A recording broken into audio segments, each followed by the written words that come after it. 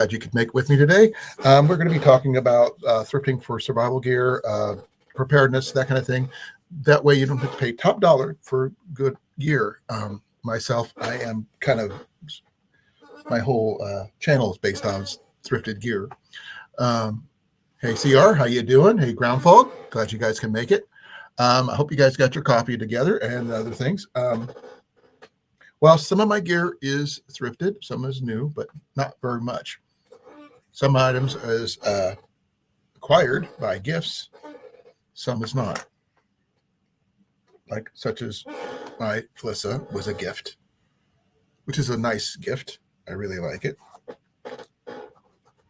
It's been through a little bit with me. So now, 90% of my gear is thrifted, with a few exceptions. Even some of the clothes I'm wearing, well, all the clothes I'm wearing right now are thrifted. This shirt, this hat, this was a gift, so this doesn't count. But I've gotten backpacks, sleeping gear, cook gear, radios,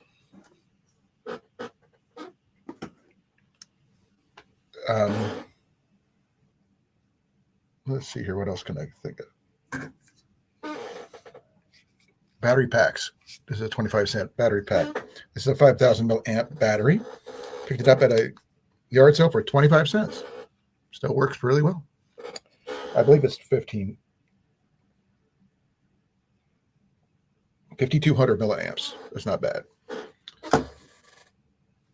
So you never know what you're going to find. I mean, found a whole bunch of these at a flea market.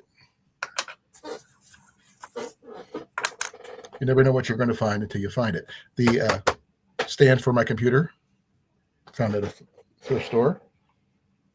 A bunch of other things that I've got here and there. My winter socks, my hat, my stove and bag I put it in. Lots of things. Heck, even the cup I'm using right now for my coffee. But my bow racks, my TV, my pretty much everything you see here on my chair, even a lot of that gear, exception to that, and a lot of that is all thrifted. That's not, but that is. The chair back there was new, but that's needs replaced. But right now, hey, what food would you have there, CR, if we didn't have food on this channel? You don't know what you're going to be able to find unless you look for it and keep your eyes open. Myself, I have acquired, what should I say, amassed so much gear over the years that I've found here and there, whether it's be at thrift stores, at secondhand stores, at yard sales, garage sales, flea markets, that most people would not believe. Well, those of you who follow me know that I have acquired quite a bit of gear that is better, as good as brand new, but at thrifted prices. So if you're having trouble figuring out, I'm sure I can help you figure out a way to do it for yourself. It's just a matter of perspective, keeping your eyes open, and just being willing to look at the places you say, oh, there's never going to be anything there. That's when you need to look. Okay, cool. Feel free to link it to your stream there, CR. Sorry about the squeak. That's my chair. I don't know how to get rid of the squeak. I don't have any WD-40. I've got some 3-in-1 oil, but I'm not sure where to put it.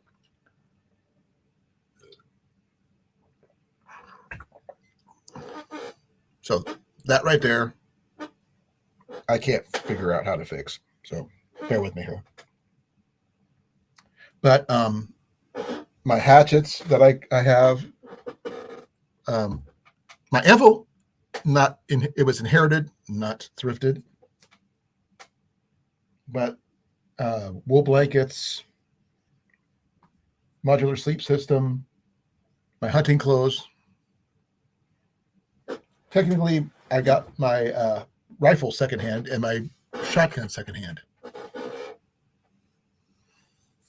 My bows, they're different, with a few exceptions. Let's see here. Bought brand new.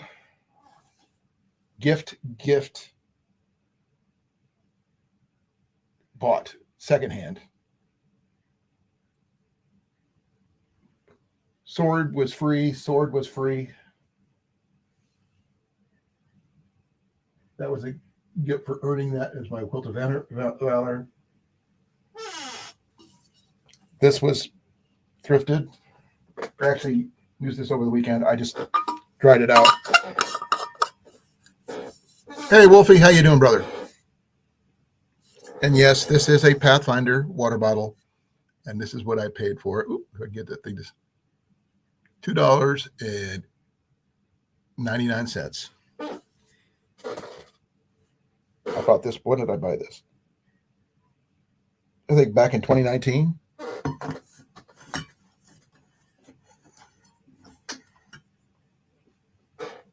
Hey, Howie. Now, I don't know what you guys' budgets are or anything like that. I don't need to know. But I do know it's not exactly just going to any random place saying, oh, I can't find anything, and just putting yourself in the mindset you cannot see what you're looking for. Because I don't ever look for what I find. I just look. And you just keep it at a regular pace, and just it'll come in. If it's there, it'll come in. And donations happen, as people know, for those people who go to thrift stores and stuff like that. Salvation Army, Goodwill, secondhand shops, that kind of thing. Also check consignment shops, because you never know what you're going to find there. I mean, I've gotten some really good, all my cast iron secondhand. With exception, even my nice little cauldron I have, which you haven't seen. Well, those of you who know me longest have seen it. My little mini cauldron, which is like that big. It's perfect for one person, especially if you're doing bushcraft situations, which I plan on using it in a bushcraft situation in the future, not right now. Picking lemons and drinking Earl Grey tea. Do you put honey in your tea, or you put lemon and honey, or just lemon in your tea? Some people do it differently. Jenny can't because she's allergic to citrus, but that was just me being curious there, Howie. Now, like I said, I got a bunch of these for $2. I got 6 of these for $2. Hey, Wolfie, coming up. Welcome, Hey, bro. Colin. What are you wearing your cowboy hat today? I am indeed. You in your car? I'm in my aunt's car, actually. We had an event for the what is it? Not Heritage. Not homesteading. We're at an event. Okay. And I'm excited because they're having some little thing, and I'm not a member. Okay. That's cool. Nothing wrong with that. Homesteading is a really cool thing. I've got a lot of homesteading books that I acquired, with a few exceptions. I bought brand new, like the basics. But that was me replacing one that got stolen. Yeah. But if you need a good book, look up Back to Basics. Amazing book on pretty much everything. Yeah. If you don't believe me, ask Howie. I'm sure Howie's probably got a copy of it somewhere. I've done homesteading before, so I know how it is. But I would like to get that book, though. Yeah. No, this is Hey, Molly. Hey, Molly. That means Jason's not too far behind. But no, this is family tree stuff. That's cool. Nothing wrong with that. Yeah. A lot of my some of my best things are because of my family on my dad's side, not my mom's side. But even though I follow my mom's side family's name, but just to let you know, this gentleman right here that's my dad. That's his brother, my Uncle George. But look at the morel mushrooms they got. Ooh. By the way, Those are some. that pot is over a foot tall, wide. And those are the morels that are in it. Wow. Yeah. Hey, Seal. Yeah, that they never told anybody where they found them. They took that secret to their grave. Oh, wow. Which thing is, I'm deathly allergic to them, but I like looking for them. I'd always had to wear gloves. Right. Yeah. But it's fun to look for them. Yep. I'm waiting for Jason to pop up. I haven't seen him yet. But the thing is, when I was talking about for my topic tonight was, thrifting for survival gear, prepping gear, whatever you want to do.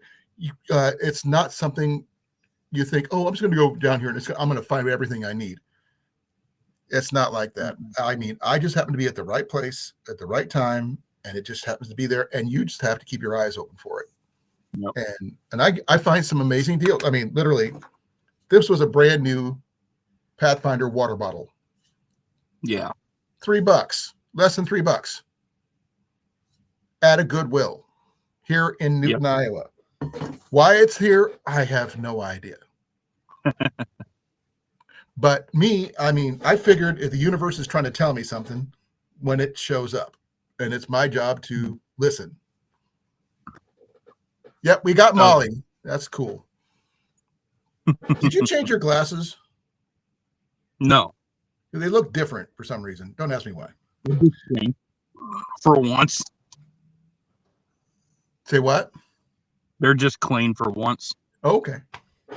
I've only got the one pair. I can't change them out. But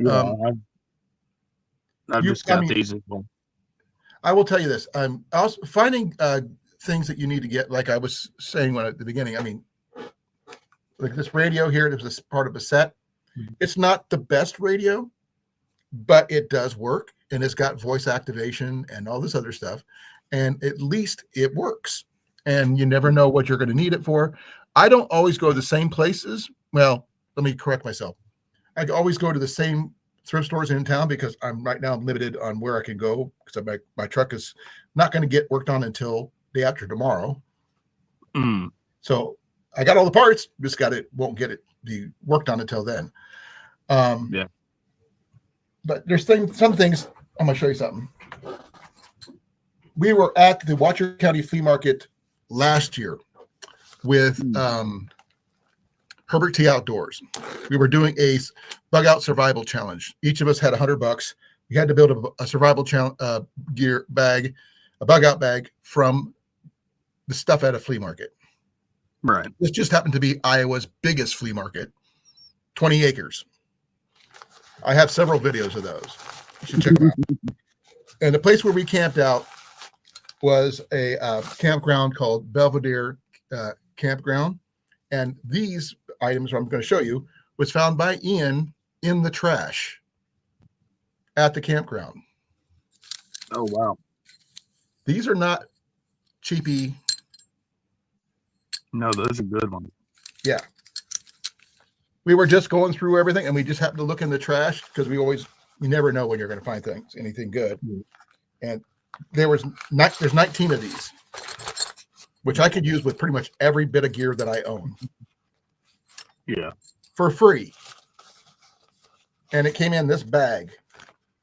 Why they threw them away, I have no idea. Yep, lighters have been found, things like that. You never know what you're going to find. The stove I showed you yesterday on Jason's Live, that one with the folding sterno fuel one, found at a thrift store. Found two of them. Actually, Ian has one in his gear. But I took, pegs for free. Free's your best price if you can find it. Yeah.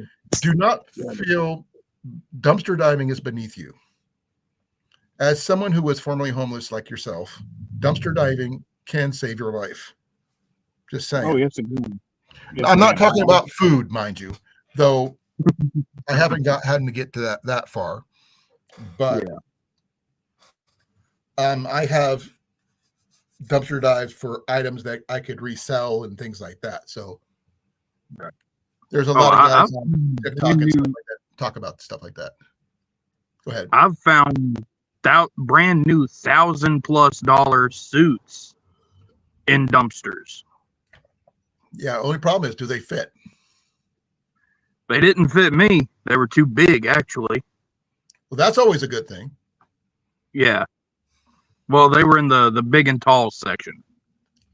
Well, I used to be the big section, not the tall section. Right. But Yeah, I'm I'm not currently that anymore. But I'm just surprised I'm an XL instead of a 2X now. So, which is right. that's a surprising thing for myself. But that my hunting jacket, which I showed you with the insulated liner, got at Goodwill, and that was because Ian said, "Dad, I think you can fit into this now." Yep. And I never, I mean, I've always been heavy. I never thought I could ever get into an XL. Just like my wife told me, my shoe sizes dropped a full size and width. So they went from a 6E to a 4E, from a 10.5 to a 9.5. Oh, wow. Because I lost weight. And that makes a big difference, especially in survival gear, because a lot of people don't carry the big and feeded items, so to speak. Now, one of the things I showed off a while back was a handheld CB radio from the 80s. That used to be the thing. Most people don't use CB radios anymore. Do they still work? Oh, yes, they do. And it's completely free. They're called citizen band radios for a reason. Yep. And while everybody says, "Oh, we could just get these," yeah, but the range is limited. With the proper antenna, you can go pretty far with a CB radio. Yep. And or hams, but hams you need licenses. So and you can find those secondhand too. Yep. What gear, may I ask, do you have available to you right now? I know you are limited in your space right now. Just what I've actually shown you. And that's just for financial reasons, to be honest. Financial reasons, actually, it should not stop you, because thrifted items can cost cents on the dollar. Well, yeah, that's true. That is true. And I just haven't really been able to get out to the thrift stores very much. I've been working my tail off at Taco Bell trying to get things done. Well, hey, nothing wrong with working, but remember, all it takes is like not even an hour per day. Yeah. Just going, looking around. You know what I mean? And right. You don't even have to buy anything. Just look to see what there is. If you do happen to have the money, bills must, as the saying goes, pick it up when you can. If it's something you say it's like a too good of a deal to refuse, get it when you got it, because you may not spot it again. I mean, I've gotten right up here, that little white box you see there. Mm-hmm. It's not your standard survival item that you would possibly know about. But I picked this up. What have you got?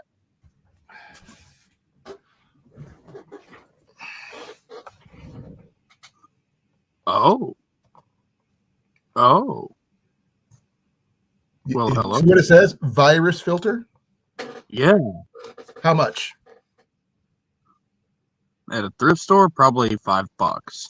On the nose. They actually had 3 more that was with it. I went back to go get them. They were gone. Yeah, I would have bought them all if I would have thought about it. But it's basically, it's like a Sawyer Mini. Literally. That's just like a simple water bottle. Mm-hmm. And I'll show you the filter. Does that look like a Sawyer Mini to you? It does. It really does. Actually, it looks like one of their micros. It is.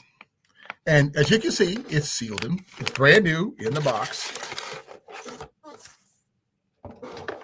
$5. Now, this will definitely get you by.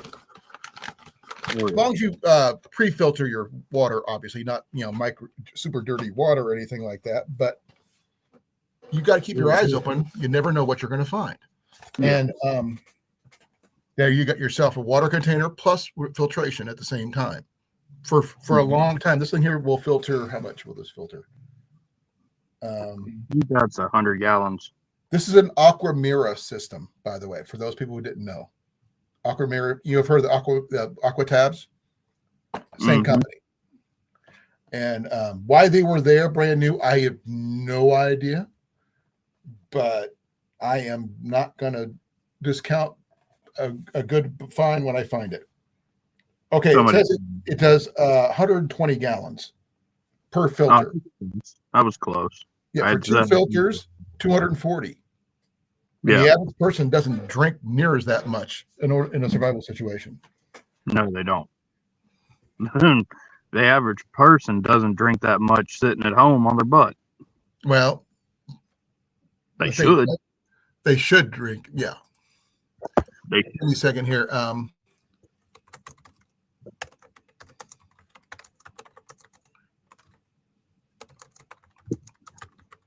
Yeah, an average person needs 12 cups of fluid a day on average, depending on their diet, exercise level, and whether it's hot or cold.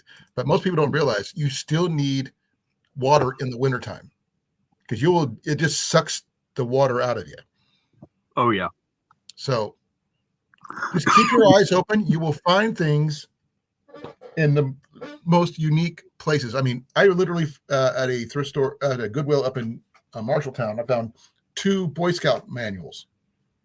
Oh, wow. For $5. And my boy snagged them out from underneath me.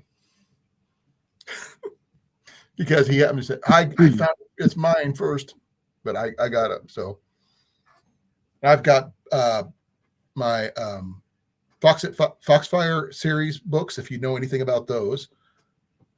Hey, Douglas, how you doing, brother? Say it again.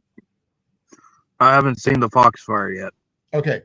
You should check out the Foxfire series. They have a lot about Appalachia living, as well as they talk about butchering, canning, all that, everything. And some stuff's cool, some stuff a little bit much, but it tells you a little bit about how to do everything. And it's like one of the earliest versions of homesteading style books. As I believe this Doug, who used to be in South Florida, but now is in North Carolina, is part of Appalachia now, I think. He's over by a military base now because of his son. He might need some of those books. But also, thinking outside the box about survival items is also something you should think about too.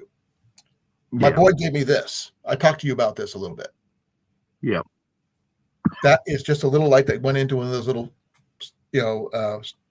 stocking caps. You see them at some stores and stuff like that. Which is really great about this thing is totally rechargeable. And as you can see, it's pretty bright. And all you have to do is plug it into a battery pack or whatever. Yeah, those little lights are good. Yep. And the thing is, I can take it and plug. I'm not sure if I can do it with this one, but I'm going to try. I'll plug it in here, see if I can get it to work, to charge here.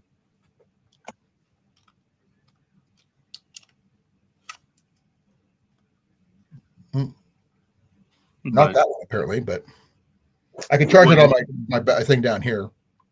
But generally, they're pretty much rechargeable. Let me check my other one. I got another one I dropped. That's right there. What you had said about the handheld CB radios, I would much prefer those to any regular walkie-talkie. Well, unfortunately, handheld CB radios are few and far between nowadays. Yeah, I got lucky with the one I've got, and it turns on, but I'm having trouble getting it powered properly without plugging into my truck.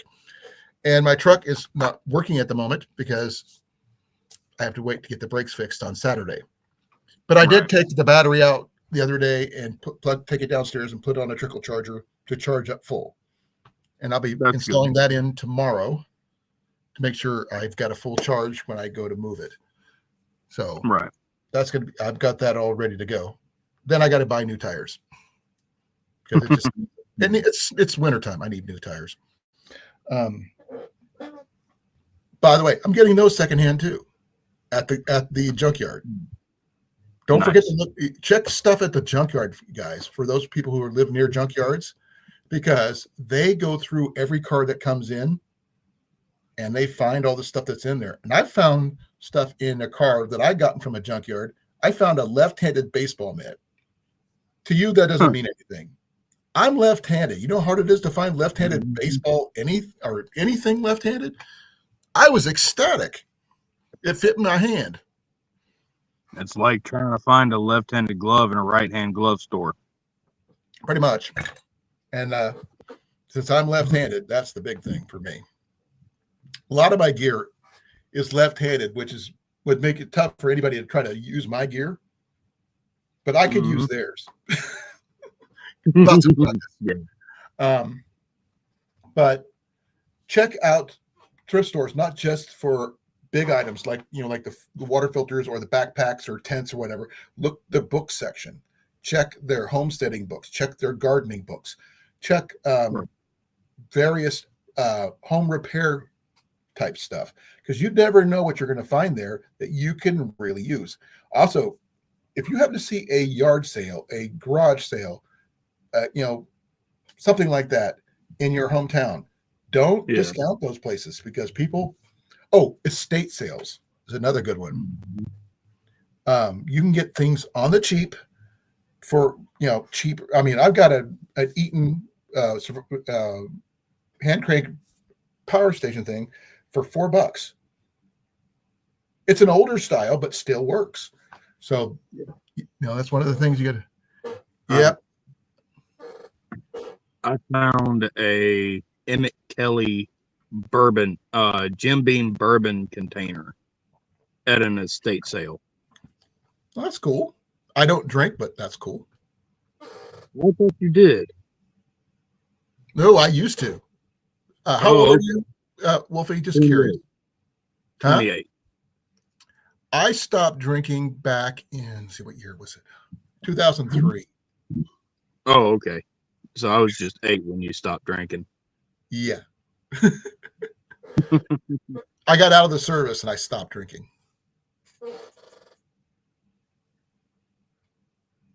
Oh, I don't have rechargeable headlamps, Doug. All I have, my headlamps, which is my ones right here. Actually, I purchased myself from Amazon for $10. Is Avant, as you can see, and it's just a simple. And here it also has the red, as you can see. Sorry, I'm going to turn it back to white here. So again, if I can, come on, turn over. Uh-oh. And this, folks, is how Colan broke his headlamp. No, I just keep on forgetting how to do it. I don't use the red very often unless I'm hiking at night, and I don't hike at night very often. Yeah. Oh, and I understand now what Douglas was telling you. Oh, I know that, but I use these are just simple AAA batteries on these. I didn't realize what he was saying. I did. You don't want to burn out your battery packs.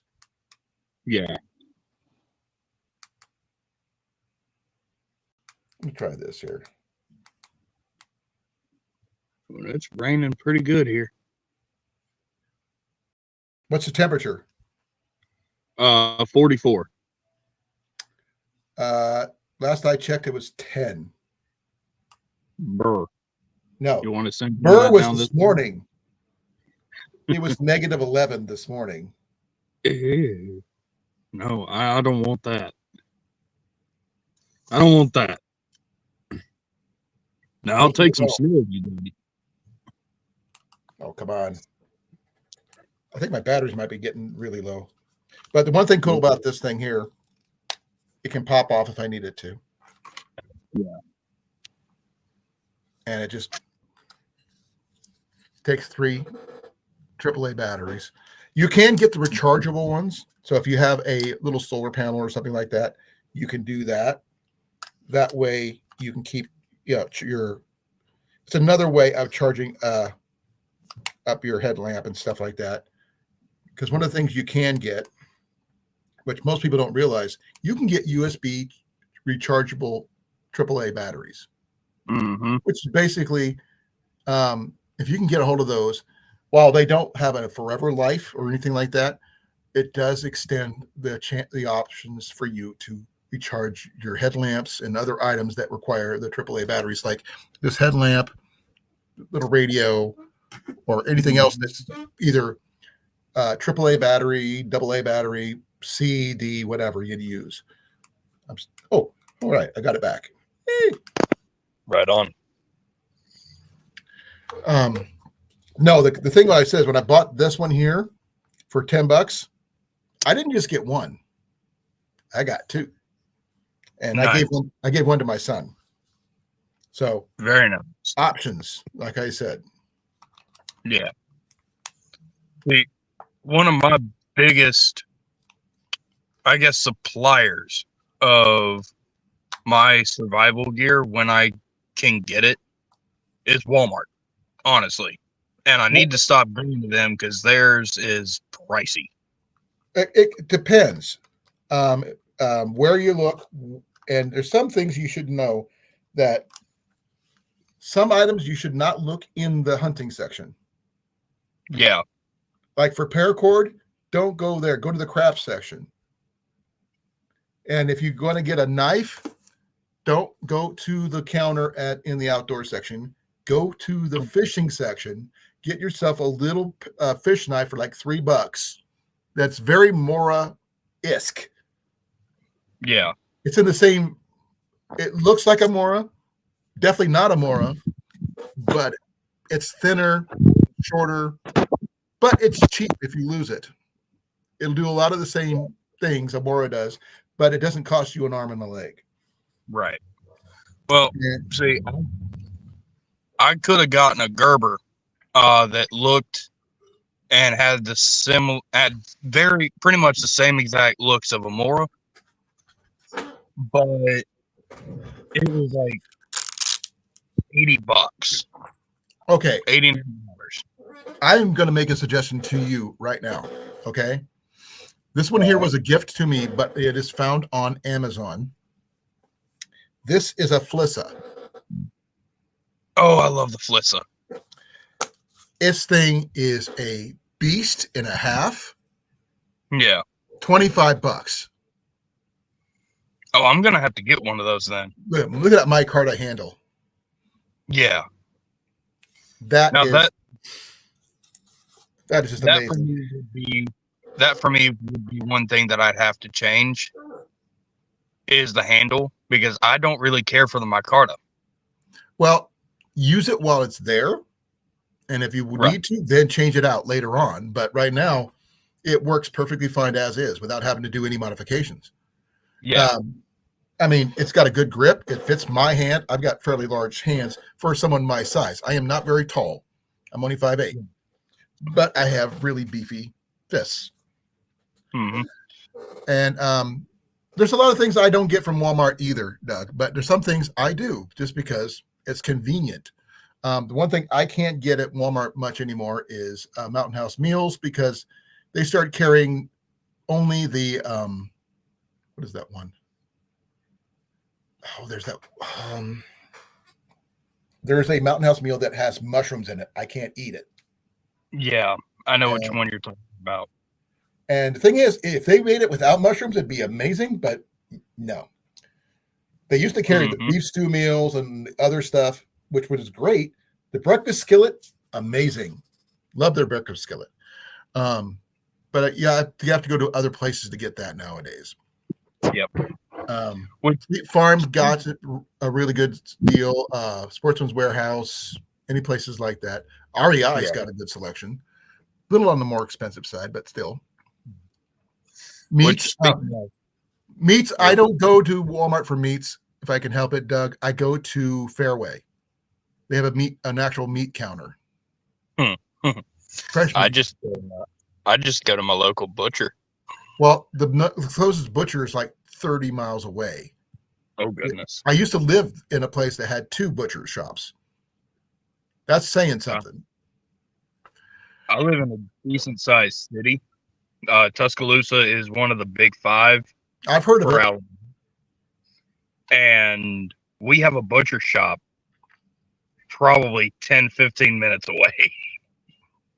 Now, we might not have what you call a regular butcher shop. We do have meat processing places for people. You get things like venison, you name it. And they sell it's just like a butcher shop. A little on the higher price side, but you can get venison, which is something you just can't usually get over the counter. No. But unless you go hunting for yourself, obviously. I don't know what you have for if you shoot bows. I do. You got a crossbow or a regular bow? I have a compound. Okay. It's a Barnett. Okay, good brand. Usually Barnetts are better for crossbows, but yeah, not bad. I got it for $50. Yeah, that's good price. The Barnett crossbow, recurve crossbow, is probably one of your better ones you can get because you don't have to worry about the cams going out or anything like that. And it's easy to repair too. So, hey Heath, how you doing, brother? Glad you can make it. I actually have some questions for Heath because he's down in Kentucky and up in Kentucky for you because he's north of you. What kind of thrift shops and secondhand stores that he goes to that he could find simple but effective gear for both survival and basic everyday life. I mean, like I was saying when I first got in, everything I'm wearing is thrifted. Right. I mean, this hat was brand new in the bag, as you can see. Got the flag on it and everything. Got it at Goodwill. Shirt, Goodwill. Yeah, and then by the way,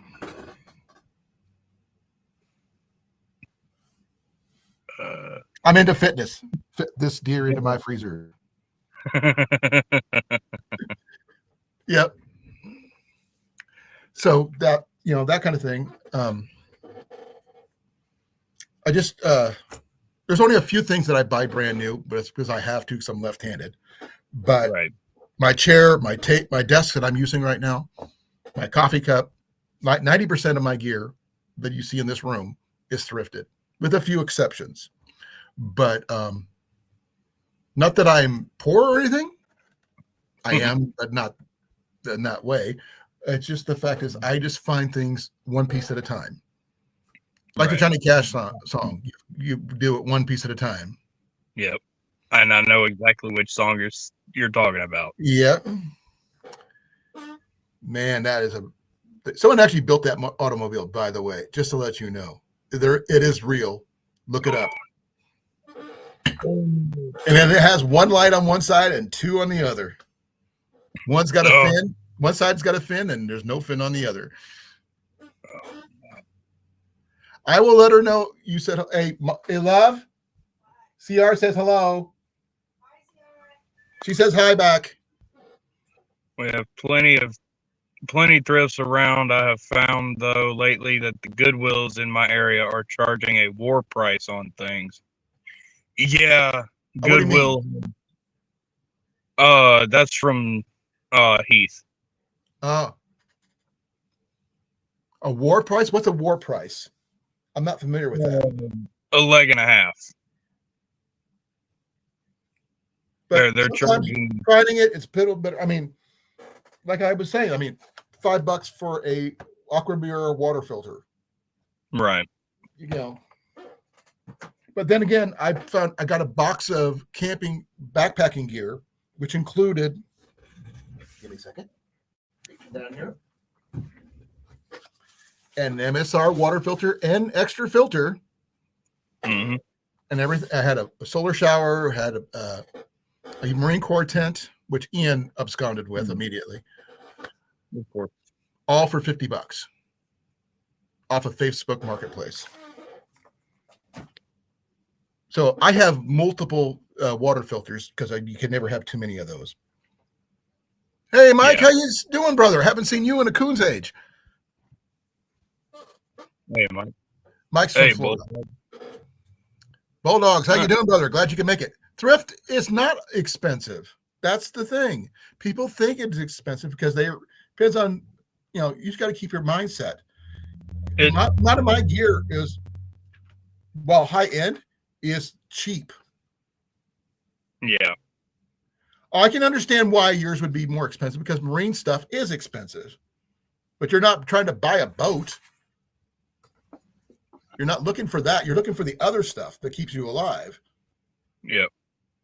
Now, a boat might keep you fed, depending on the fishing gear and stuff.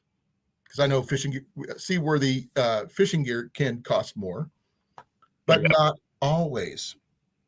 Because surprisingly enough, I found for $5 a couple years ago a Zepco 808 fishing reel,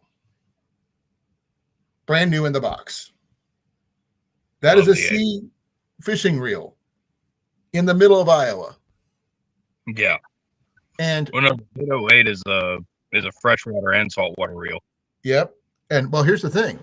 Last Thursday on Thanksgiving, Ian found another one in a junk pile at my in-laws. And it was still attached to thing. It was just sitting in the junk pile. He goes up and goes, Grandpa, can I have this? He goes, where would you find it? In the junk pile. I go, okay. I mean, all he did is he swapped out the string and he's good to go. No issues.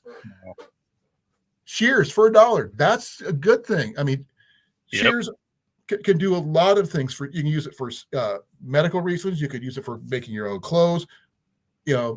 Survival items. You just don't know where to find it. I mean, I got my bow fishing reel. For me, mind you, $30 doesn't seem like much. It does sound like a lot to you guys, but considering a brand new left-handed bow fishing reel, bottle reel, mind you, not the actual real reel. I got that over.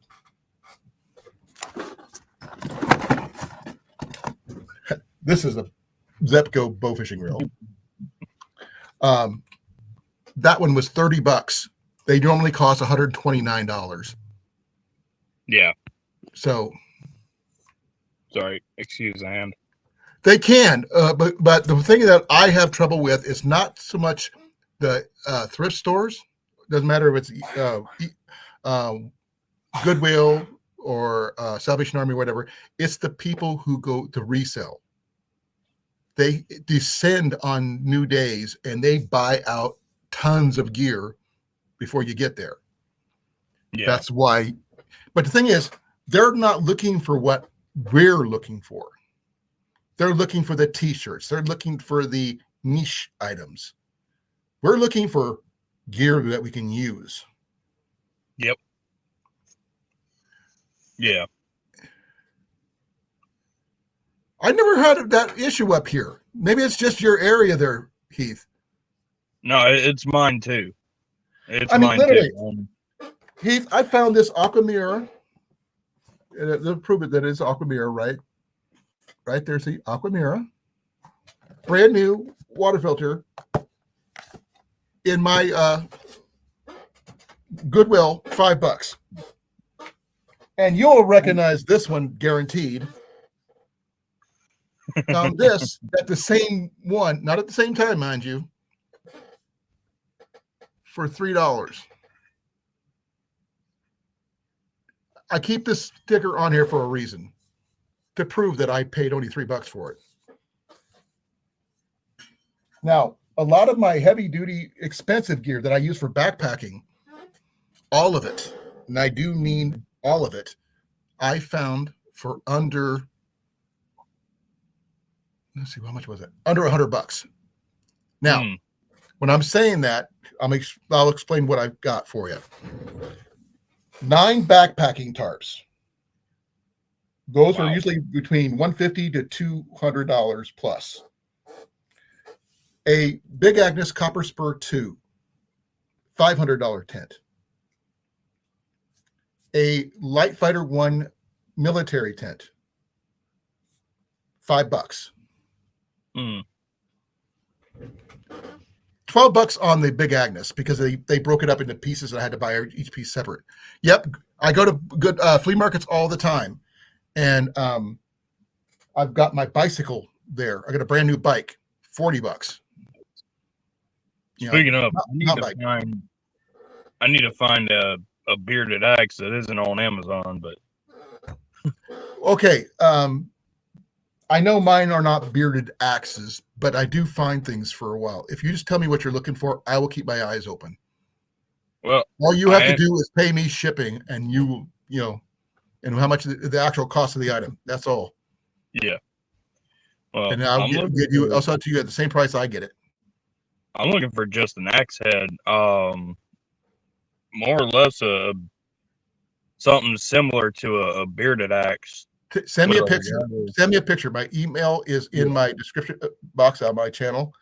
Yeah, I've got it, and I'll find it. I mean, I've got. If you've seen Rob on the Road here, he actually bought something from me that I found last year. I've got a Big Agnes tent that another one I found, but it's the Bivy. Yeah. $10. Wow. Yeah. And I've got a Kelty backpack. I paid a little bit more for the Kelty backpack because it's a 70-liter pack. I paid about $15 for that. Wow. Yeah. And I've got several items I paid a lot less than they should have been. Yeah. And the little teeny little battery bank, that's 5200 thing, I paid a quarter at a yard sale. It's just a matter of keeping your eyes open, keeping your options open, and because if you don't look, you won't see it. Yeah. My modular sleep system, my military modular sleep system I have, that just went, my radio just hit the floor. I paid $8. Oh, wow. At the same Goodwill I've been telling you about. And don't ask me why my Goodwill's been getting all these items. No clue. But at another thrift shop that just opened up, the Wells Thrift Market here in town, is the only other thrift market, the thrift shop, by the way. Brand new set of snowshoes last year. $9. $9 for a brand new set of snowshoes that fit me.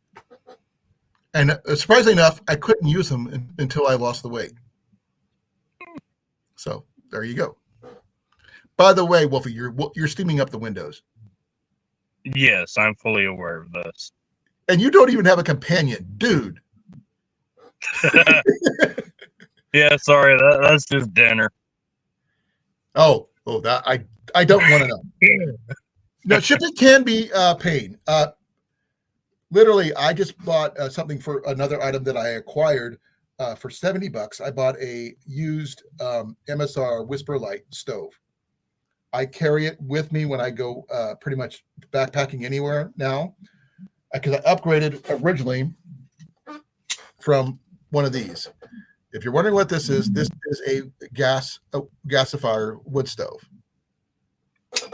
I picked this up initially from like either AliExpress or whatever.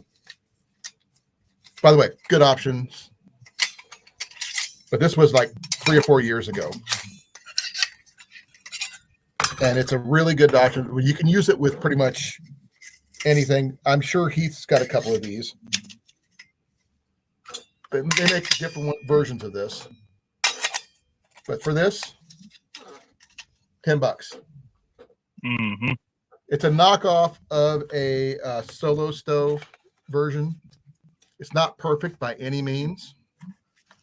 That's why I got some other things to go with this. But you can put it by flipping over that little piece right here. You can use it with an alcohol stove. Yeah. And like that. So, but this also it's pretty much allows you with the right wood a smokeless fire. Yep. Sort of like a Dakota Firehole would, if you have it set up properly. Yep.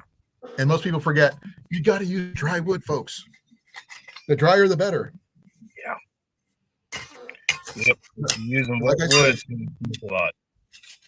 this packs down, and I carry this in my bushcraft bag mostly nowadays. I do have some new things I'm adding to it, to the bushcraft bag, which is basically a Alice pack that I got for actually was given to me, so by a former military guy, which was great because he was Air Force too, just like me. He gave Ian the most of his gear because Ian fitted into it, and I didn't at the time. Right. But prices it depends on where you're looking at, Bulldog. I know you're in California, and that can be tough, especially over there. I was stationed in California for 2 years in Monterey, and I know how tough things can be. And especially over there. It's just a matter of keeping your eyes open and knowing where and to look. I mean, weekend sales are going to be your best bet sometimes, and you've got to go early, or in other cases, check the end of the weekend sales, because some places you can get better deals at the end of the day because people don't want to pack things up. So if you go to a flea market, stay late or come early those 2 times, because either you get first dibs or last dibs on things they don't want to take out. And also check the trash cans, because people throw away the stupidest things. I have a speed loader for a black powder rifle. Ooh. Yeah, you can join. CR, you don't have to ask. Just click on the link. But the thing is, do I have a black powder? No. Do I want one? Yes. Yeah, and you can get it straight to your door. Exactly. And just the fact is, keep your options open, Bulldog. I don't know what your real first name is, but I don't want to call you Bull, because I keep on thinking Bull Shannon from Night Court every time I do. For those people who you know. But the thing is, keep your options. I mean, like I said, this is a bow fishing reel I picked up really cheap. This one was off of eBay, by the way. This was off of either AliExpress or something like that. Pre-Temu. This was like about $6 or $7. But this allows me to turn any bow I have into a bow fishing reel setup. Right. So, and can I use this for fishing? Yes. And before anybody said, "Oh, you can just use any reel for it," no, I can't, because you got to have the proper line. And the fact is, I get so many people saying, "Oh, you can use a right-handed reel." Well, I'm waiting for you there, dude. I'm looking. I didn't hear you pop up. But you would believe how many people say you can just use a right-handed reel. I'm left-handed. What hand do I hold a bow in? Oh, I'm sorry. Okay. If you're right-handed, what hand do you pull your string back with?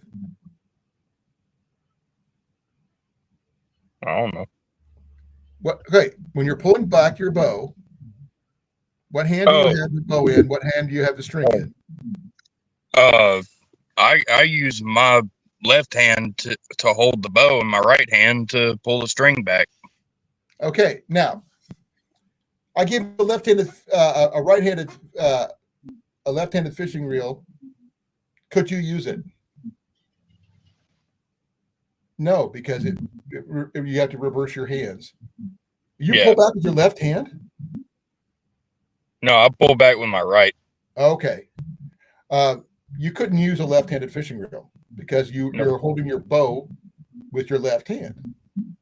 Mine is the opposite. I'm holding the bow with my right hand. So right hand, that was no way I would be doing this while I'm trying to catch a fish. Right. Yeah. So that's why I always like reels that have the dual fishing setups. I can switch them around. Oh. Unfortunately, this is very heavy. Just to remind you, this thing is a heavy setup. Yeah, it is. But does it work? Oh yeah.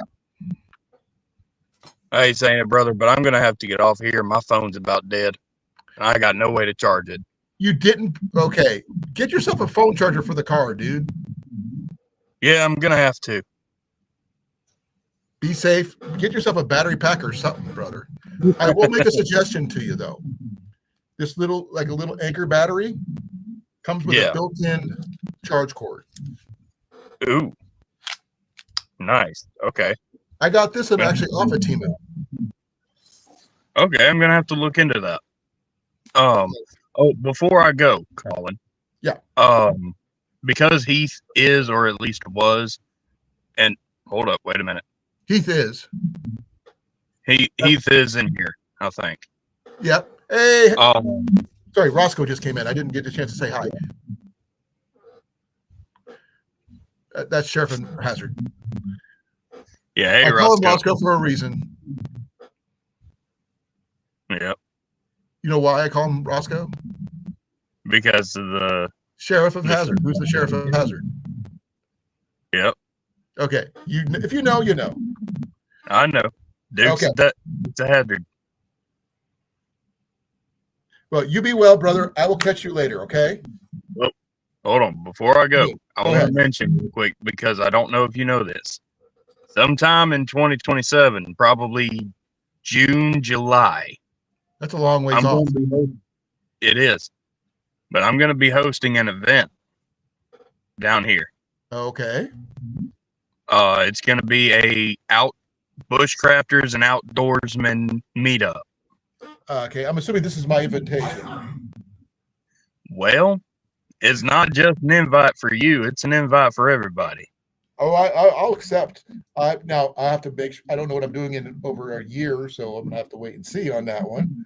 But yeah, because I'm trying to get down to Texas this next year in April. That's gonna be a far piece just to get there and back again. I'm working on my truck for that purpose, so I'm hoping that I can get there and back again without my truck breaking down. Because my truck is a very old 2001 Ford F-150. So, yeah. I plan on making that 1,000+ mile trip in a old 20-year-old truck. Yeah, but I will keep it in mind as long as you keep me reminded. Yeah, I'm gonna be planning it. But I'm here's not the thing: you said you thought about moving to Texas with Matt because you mentioned that before. So is that going to be a probability too? I don't know. I don't know if I'm gonna honestly move to Texas, but wherever I am, I said probability. I didn't say possibility. I said probability. Yeah. Well, either way, fashion, I'm gonna have this event somewhere. Keep your options open for that because I mean I've hosted several events up here.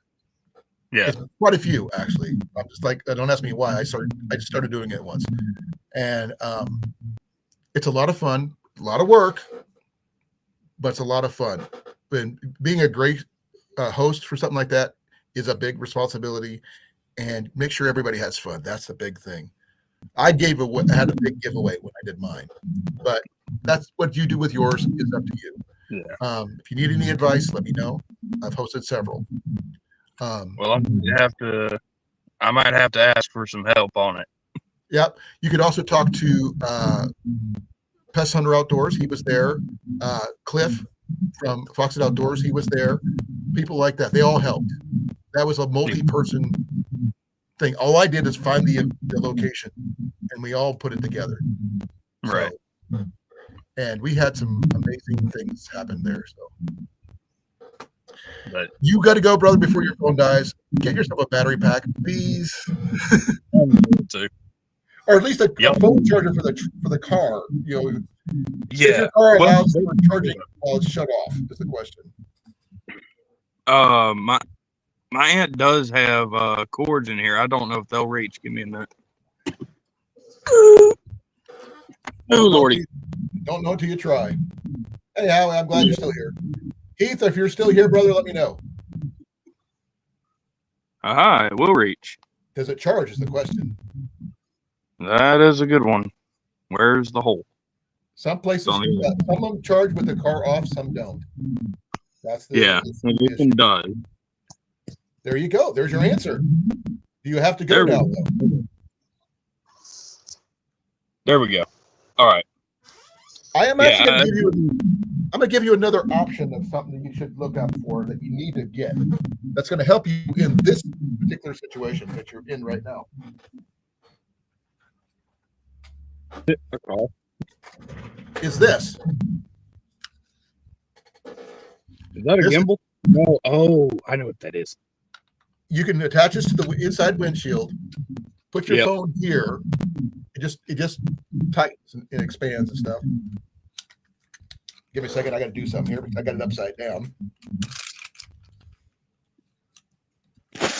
But you can expand it and tighten it like that. But you can be able to be hands free when you're doing this, which is a big bonus, especially when we're doing something like this. Night, Howie. Thank you for coming, brother. Have a good night, Howie. Hey, Ozark. Hey, Woodsman, how you doing, brother? Yeah, he's from Missouri. Got some great videos on his channel. He's really good.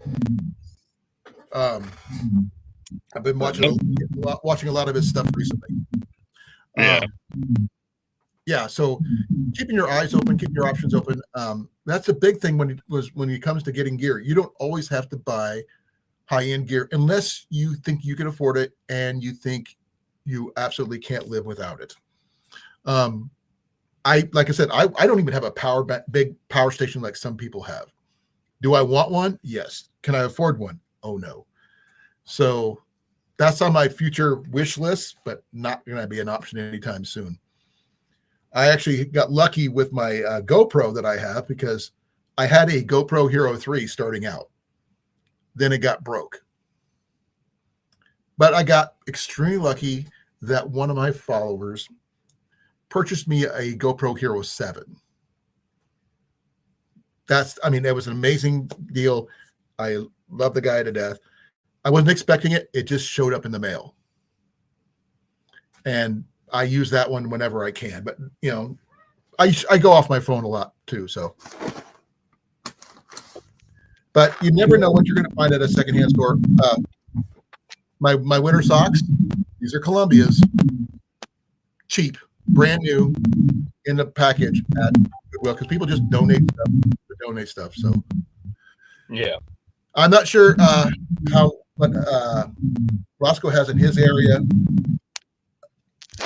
I know that they have a lot of good thrift stores down in Missouri. Been there, done that. Trust me. I've traveled through Missouri quite a bit. But I don't do just one thing. I have a lot of different interests outside of all this. I do a lot of reenacting, both rendezvous and medieval reenactments, like the Renaissance fairs and things like that.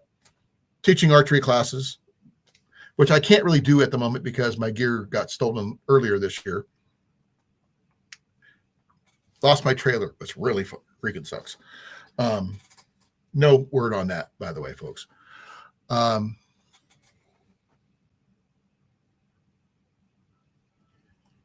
just trying to think of what else I can, Hey, Cecilia. Hey, Cecilia. Actually, let me show you one of the items that I have. It's not technically, it's more of a comfort item for survival than anything else. It's not your standard item, but I picked it up for $1 at a yard sale. It's going to sound stupid to most people, so bear with me here.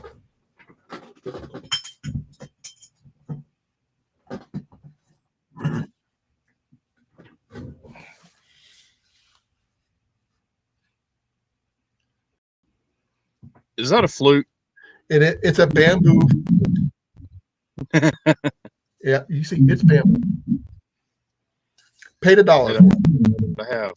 And before anybody asks, I can play it somewhat. I cannot read music. I just played because I like my hearing sucks, so I can't really hear the notes really well, but I do the best I can. But something like this, whether it to be something like this or harmonica or juice harp, whatever you got, hand drum. You can find one of those. Bongos, I don't care. Set a couple set of spoons that make a rhythm. Something to get you out of here, just to, because music can serve, help you survive, help the soul survive. And you guys, I also have some playing cards that you probably get a kick out of. They're waterproof playing cards. Got 2 packs of them. I found them 2 separate places. I'm actually giving a set away in the giveaway thing, which I'm going to be giving away on the. What's the date? It's this month. I'm doing a giveaway on the 16th. There it is. All right, I do have to go now. The event has just ended. Okay. Be well, brother. Thank you for coming. Be well. Yep. Y'all take it easy and God bless. You too. Bye. Bye-bye. CR. I was just like, he was still here. I thought for sure. I'm like, he's still here. What? Hi, Cecilia. That is pretty cool, Woodsman. Mine is just a simple one. I can't say I play well, but I can play. I can't read music. Never was taught. I'm extremely dyslexic, and the notes seem to bounce for me. But I'm not going to play here because it's loud. And especially late at night after 8 o'clock, it gets on Jenny's nerves. Yeah, you don't want to be in the doghouse, eh? No. The fact is that she's watching her shows right now, and I've got the door open. Yeah, I got you. But I should be closing my door. I forgot to do that.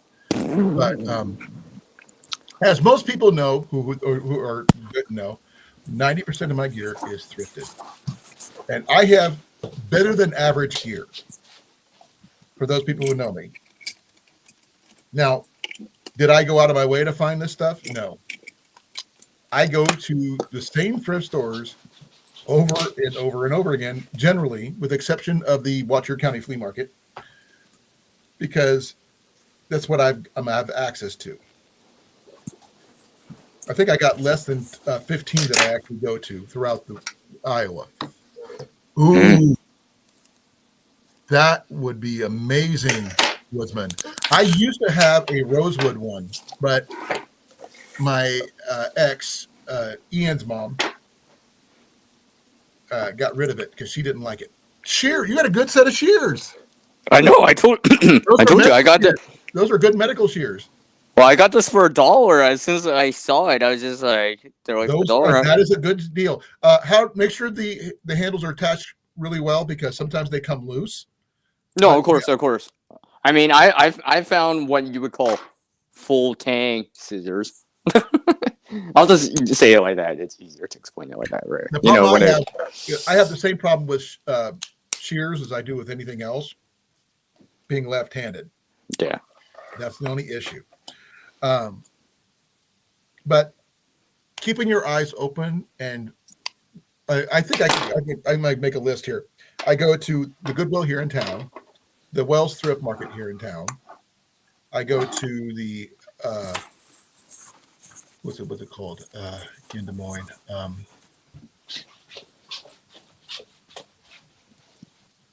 But I just kind of it's another thrift shop. It's Stuffs. Yeah. It's called Stuffs. Oh, okay.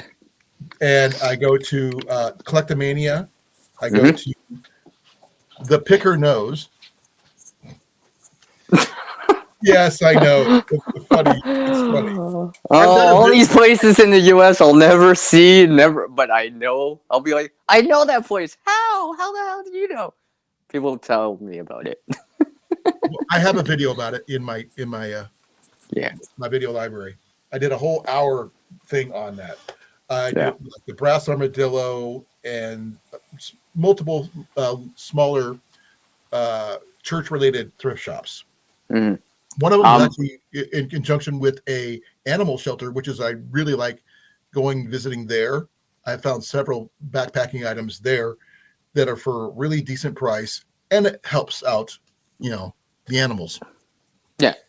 What I was going to say was like, even though those type of shears is like, it could be a stepping stone or Yeah, a stepping stone towards, let's say, some sort of first aid kit, for example, right?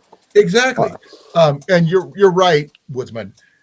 Having something to produce something, it's not exactly noise. I mean, I don't play well with this, and I go.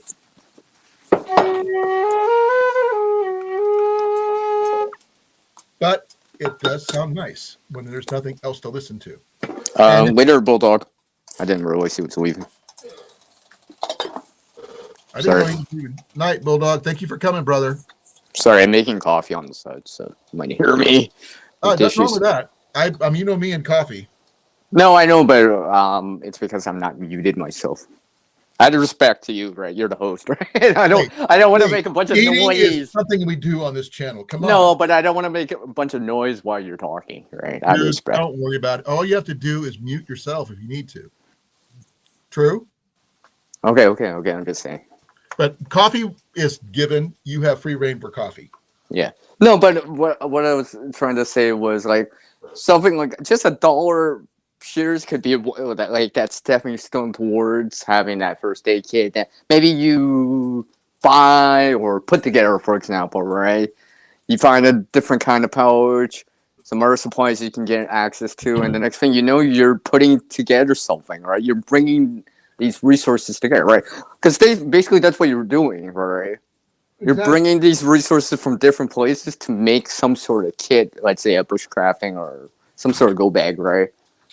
Because I think, like sometimes, unfortunately, some people budget or money is one of those reasons why some people don't have one is because, it costs so much.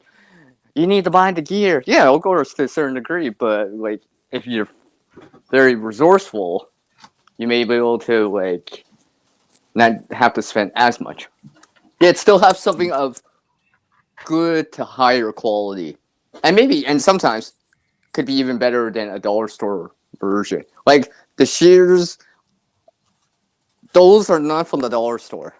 I'm pretty sure they're not from the dollar store, but not originally, no. But yeah, but I was just like, but they're higher quality than what I can get at the dollar store, though, for that same price, right? And I don't have to pay tax.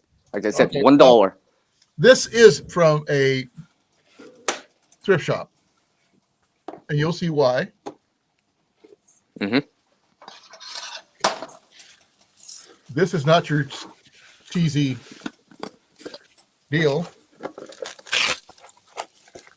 Yeah. Yes, it is a Boy Scout canteen, but that is a quality canteen. Just because it says Boy Scouts on it doesn't mean it's something you could discount. And as I do, I like to keep the prices on my stuff to show how much I paid for it. Yeah, I get it. No, what I was gonna say was like sometimes you'll be able to, like I said, find these things to put within your so-called go bag, whatever it is. Or I mean, and so a lot of these things are like, basically you'll be making the money back within fairly shortly because you're only spending a couple bucks or whatever. Even that $5 filter, right? If you get use out of it, right?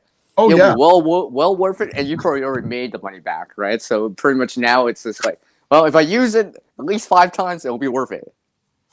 Right? Okay, here's another item. Oh yeah. These trust me, I have found a pair too. By the way, you're not the only one, Colin. You're not the only one. Man. Look at the price. Yeah.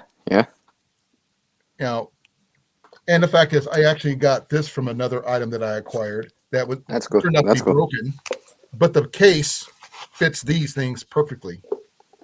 Yeah, I found a Nikon branded one. Like it was. I mean, for what it is, it's so good. I can see like a 10-foot sign like a mile away. This one is those are really good ones that I like anyway. Yeah. Let's see here. I do have a first aid kit I was going to show you. I just got to remember where I put it. It's probably that thing that has the cross on it. Well, no, it's blue. That's the thing. And I'm just trying to remember where I put it. Okay. It's got a white cross on it then. No, it's got a red cross. Oh, And like an actual Red Cross or Red Cross? Oh, like an actual Red Cross, not the name Red Cross. Give me a second here. I got something caught in my chair. There we go.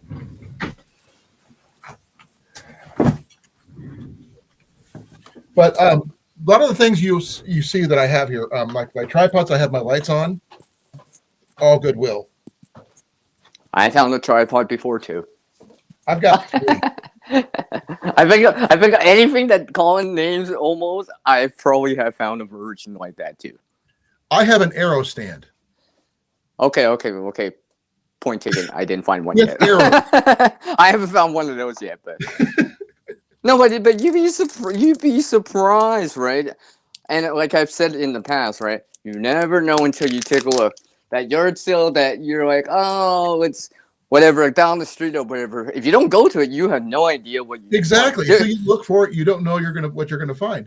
Well, you have to go take a look, right? I mean, like you don't know what's there. And yeah, usually it's just clothes or whatever, something you don't care. But well, there's something in sometimes here that I want to talk about. Sorry, Molly, I'm going to talk about Jason.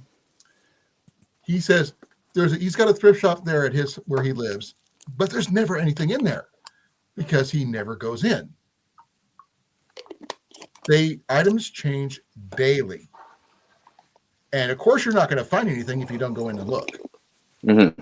And the thing is, it just happens to be that one time you go in that you're going to find what you need, or something that you might find that gem, that golden treasure, or whatever, that jewel, right? I mean, like I found a Mora and an older Mora at that, right? Like everyone else is passing by it, probably didn't even know what it is, right? To them, it's just like some old rusty knife and whatever. I knew as soon as wait a second, this is a Mora, and I'm like thinking to myself, I'm like. I think I had a magnet with me, right? Because usually that's, and I'm like, wait a second, it's full tank, and then I didn't know at first, right? Until after I bought it and I looked up, I'm like, what? This is that old, right? But apparently it used to be their grandfathers, right? And I'm like, so yeah, and that was just a local garage sale for me, right? Not even that far, so like exactly. And if I didn't go, I would never have seen that.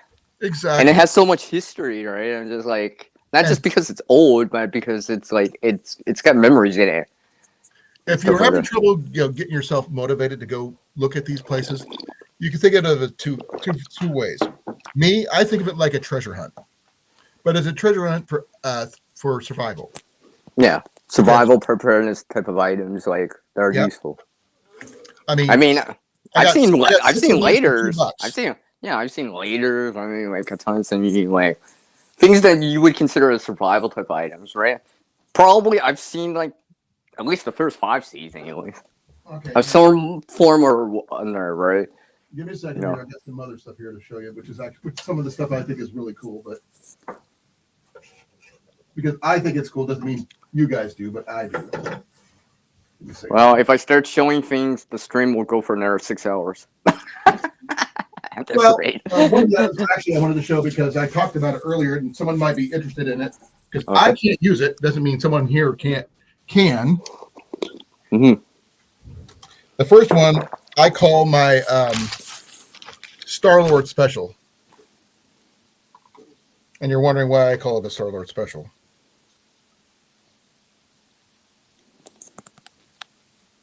This. I'm not done breakout dancing and singing like he did. No, but yeah. I found a cassette player. I found one too. I've shown you before. Battery, apparently. I think somebody must have took one of my batteries. But I was going to ask with a built-in speaker.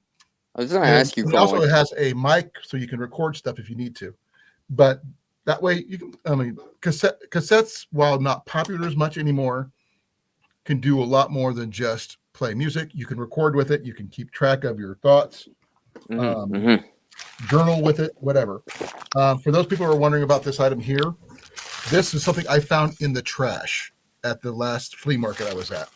This is an XC loader by Traditions. That's the. I don't know what that is. It's a black powder company for muzzleloader. Okay. Oh, and hi, Dan. I should say hi. Hey, Dan. But the thing is, if anybody needs one, this is a 50 cal one. They were asking $35 for it, and I found it in the trash. They threw a whole bunch of stuff. Ian and I got. We found that same day. We found 2 knife sharpeners, honing stones, and a couple other things.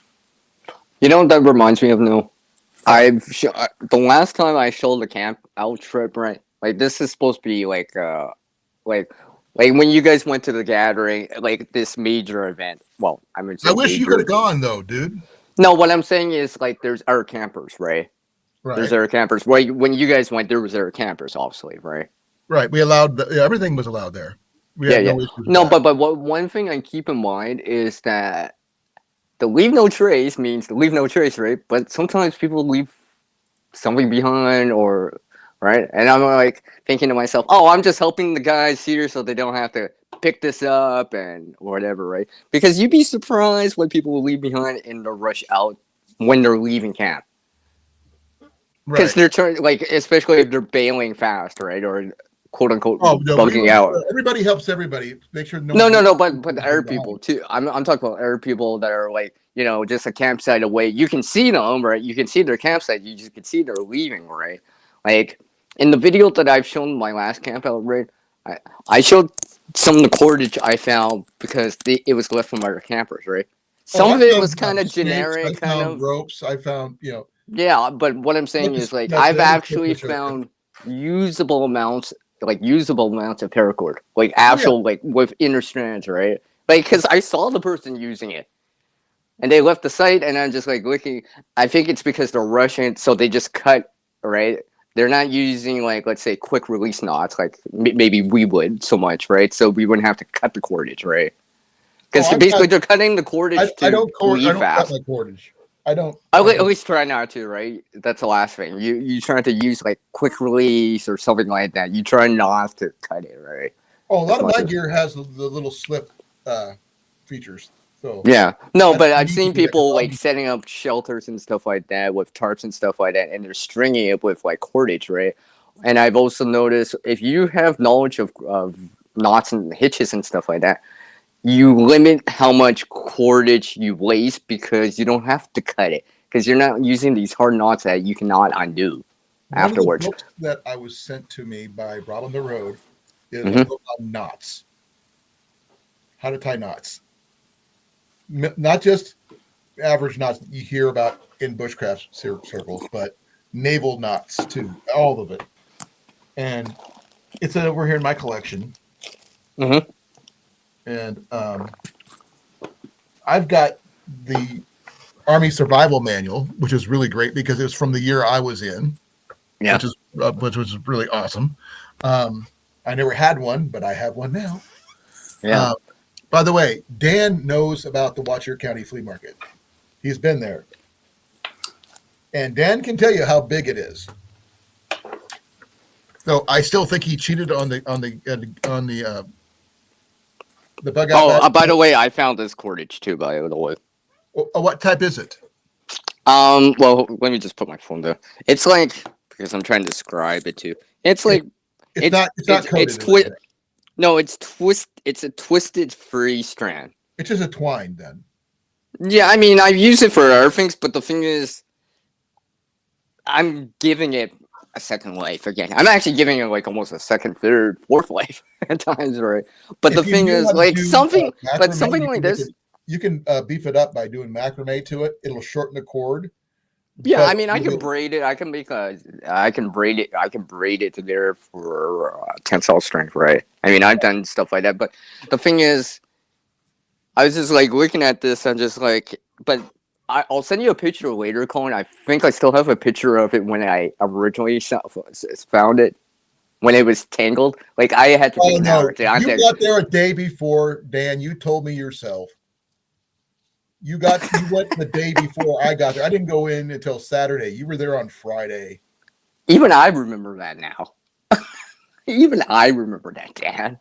You were there before they were, if I remember right? He got there early. Went there the day Friday when we were still driving there setting up. We didn't get there till Saturday, but he scouted the area in advance. Yeah, isn't that where he found that survival kit? That's I was gonna say first aid kit, but yeah, survival kit. That kind of all in one, or Yep. So, you saw it Friday. That's a scouting mission. Night, Cecilia. But the thing is, it's again. All fun there, Dan. Don't worry about it. Oh, I didn't realize she was going. I didn't realize she was going either. No, it says add. I thought it. Oh, unless you wrote more. Oh no. Sorry, I had to refresh it. Okay, thanks, Cecilia. Yeah. No. It didn't refresh right away. She gets frustrated with all the ads because I'm monetized. Yeah, and I get frustrated seeing the food ads. Hey, but I try to. I even saw one for like a wool sweater. I was like, really? Hey, my wife makes wool items, so yeah, I don't discount wool. Yeah, no. I tried to let the ads run, especially I try to tailor it to my channel, but the thing is, they still get stuff in there that I don't agree with. But there's nothing I can physically do about saying I want this type of content for my ads. But no, but if you think about even this cordage for it might not be paracord, it might not be bank line, right? But it is a twisted free strand. I mean, it's gonna have some strength to it for what it is, right? It does, and you can use it. I mean, I can because this is like a peachy color. I can use this for marking something or whatever, right? For example, or let's say, there was no rule against pre-scouting. I'm just giving you crap, Dan, because I can't. He's just hassling you, Dan. He's just razzling you on that. I admit fully and out loud, I lost between you and Ian. You guys kicked my butt, plain and simple. I did not win at all. Just imagine if I tagged along. Just imagine if I tagged along. Kicked butt. Yeah, imagine if I tagged along with you guys. Huh? Oh imagine if I tagged along. Like, let's just say hypothetically, was there. So freaking lost. Oh my god! Oh my gosh! Ian would probably be like in competition. It's like, I gotta beat CR out, man. I didn't realize he was this good at it, or whatever. Right? No. Ian is. My skills and. But he does rely on my eye a lot of the item for the higher priced items. Because he doesn't realize what it is until he says, "Oh, that's what it is. Your dad wants it, I want it," kind of thing. Dad thinks it's good. I think it's good. Yeah, exactly. Because generally, 90% of the time, when I find something decent, I will comment on it, and I'll be interested in it, and then he'll pick up on that and try to snag it out from underneath me. Yeah, you'll see someone with a certain brand that's older or whatever, and which he never knew about, and he's like, "Oh, it's this." He did that last year with the other MSR International. Mm-hmm. It turned out to be an MSR International 600 dual fuel stove, multi-fuel stove. Yeah, I found it at a storage locker sale. Yeah, I talked to the guy. He wanted like $40 for it. I said, "I'll give you 20." And I don't have it today, but I'll bring it in tomorrow when I get paid. And my son reaches into his wallet and says, "Here, I got $20 right now." It's been claimed. I don't think the survival blankets count as cover though, Dan, because I mean, yeah, they're there, but I don't really care for the survival blankets unless it's like one of those reusable kind, the really thick reusable kind. Yeah, that you can actually like repack to a certain degree. Now, I mean, this is cover. Yeah. This is what it is, folks. It's not a hammock. This is actually a tarp, not a hammock. Yeah. And for those people who know, this is Dyneema, as you can see it on the outside. I've heard about that from the ultralight campers out there, from some of the videos. I've never seen it in person. or How whatever. about But what about the Dyneema tarp that goes with it? no, but I know it's supposed to be a super lightweight type of cover option. Oh yeah. Yeah. How much? Like I hear it on the ultralight campers out there. Okay. You know how much that's usually how expensive that is, right? Well, I know it's not cheap either at times.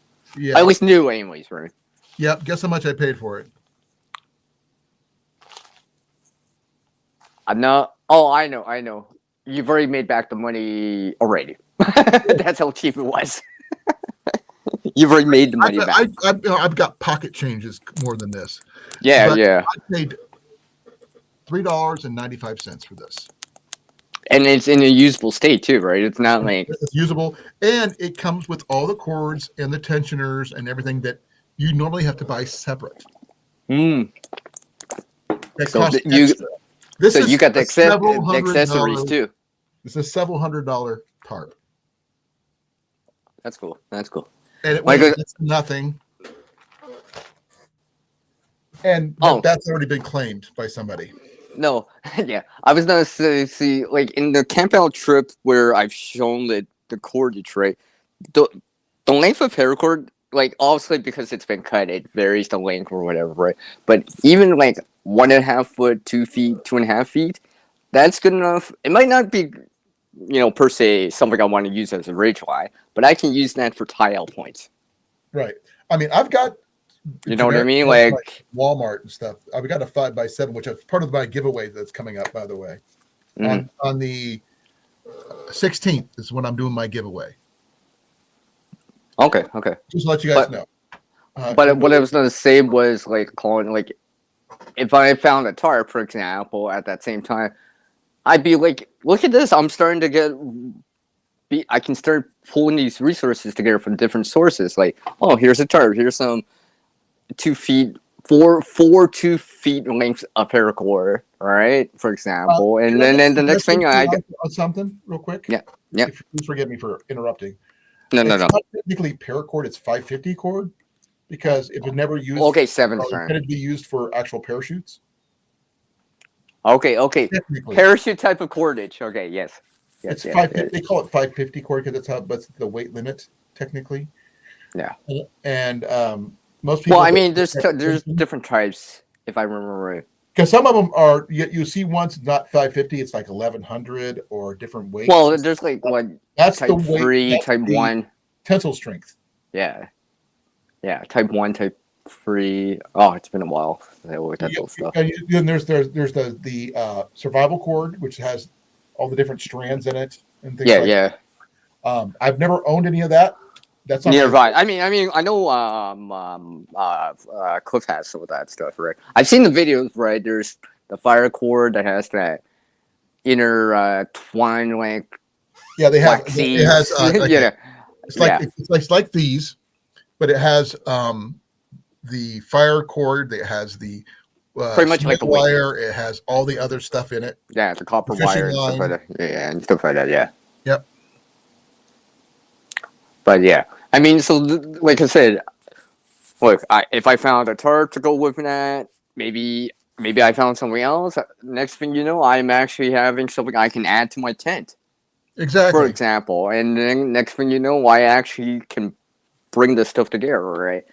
Because I know my gear that I have, I would put up a tarp first, for at least I would have some kind of either shelter for either not just rain, but for sun protection, wind protection, depending on how windy it is, some kind of place to set my mind up as I'm getting ready to somebody mentioned it as like a nesting type situation. Yeah. Temporary nesting, but nesting because you're trying to go from one mindset to another to get yourself ready to survive for the night, wherever location you're at. Mm-hmm. Whether you have a car, a truck, a motorcycle, a bicycle, your feet, whatever. You have. Yeah. I mean, I had to live out of a car or a minivan multiple times. It's not something I'd like to do, but it has happened.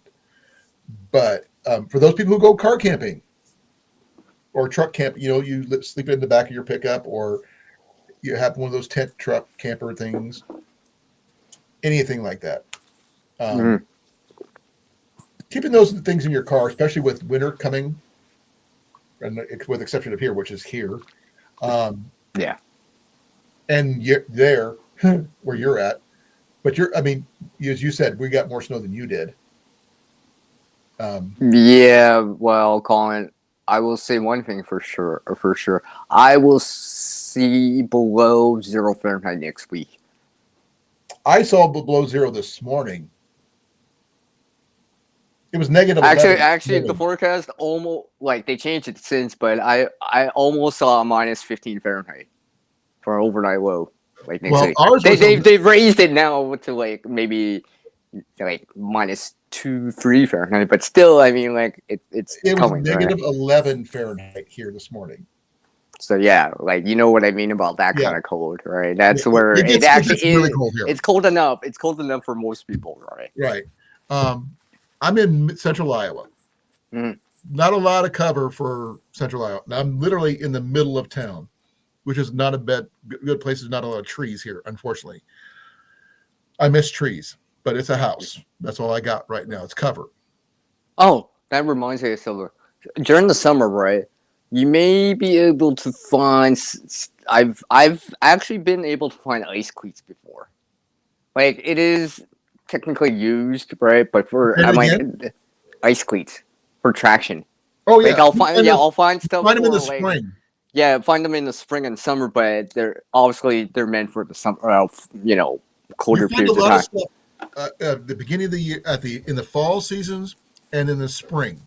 Yeah, because changing seasons, people try to clear out stuff out of their closets. Or they're upgrading. And they're trying to make a buck off their old ones or whatever, right? And it's like, I mean, let's say $1 for. I don't have a folding shovel or any collapsible shovels or anything like that. But what I was gonna say was like $1 for ice cleats. If they help you from slipping even for one season, it'll be worth it. It'll be worth it. It'll totally be worth it. All right. Plus, even if you can't use them after. Yeah, I could have used them last Sunday when I went out hunting, but with my knee being not 100% yet. Yeah, I didn't think it would be a good option for me to try to learn how to use those without some kind of practice in advance. So I never took them out of the I didn't separate them. But like I said, you never know until you go take a look, right? I mean, like sometimes I'll have to find the place with the address, but then I'll just take a look and it'll be like, let's see, I don't know, maybe the people there are not per se in the preppers, but maybe they're like, they've gone camping, they go do gardening, and they do these activities. Oh, it's not just clothes and toys. It's not just clothes and toys that you might see. Places like the cooking section, because you surprisingly find a lot of backpacking gear that got mislabeled into the cooking section. Oh, I remember I was at a first store. I remember being in a first store. I think I could actually go get the item, but I found one of these wind up blades, right? That basically you wind it up. Hey, and, Mike. Hey, Mike. Give me a second, CR. You keep on talking to people. I have to use the restroom. All right, okay. I'll take over. You're in charge. Ooh, I'm in charge. I'm in charge, everyone. Imagine if I just showed you guys something really cool. Then, as soon as Colin comes back, like, put it away. You can like, when Colin comes back, I'm gonna be like, "Hey, I just showed everyone all this cool stuff, Colin." You'd be like what? Oh, you missed out. Sorry. You'll have to catch the replay, your own replay. Imagine if I did that though. You'd be so. Never mind. Anyways, I'll wait for him to come back to explain the third story. Maybe I should go get the item. I can't remember where I put it, but yeah. Actually, maybe I will attempt something here. So planning on this, but then again, I'm here with Colan, and we're talking about thrifting. Yard sales, estate sales, garage sales, church sales, flea markets, and all that stuff. So, because one of the things I've realized is that, like I said, you never know until you go take a look at times, because you might be able to find that gem. I mean, there's been times where where I'm getting so good at it. At times, I'll be looking at this yard sale or whatever, right? Sign or whatever that happens over the weekend, and I'll be like, I swear I know this address, right? I think I know who this belongs to, right? Like, I feel like I should show this, maybe. Maybe I should show this. I'll wait for Colin to come back, though. Because technically, I haven't even shown Colin this. I mentioned this, but I've never shown him. I still have the price tag on it. I still have the original little tag that the guy put onto it. And I gotta remember he's not here. I don't want to spoil it. And show you guys right away.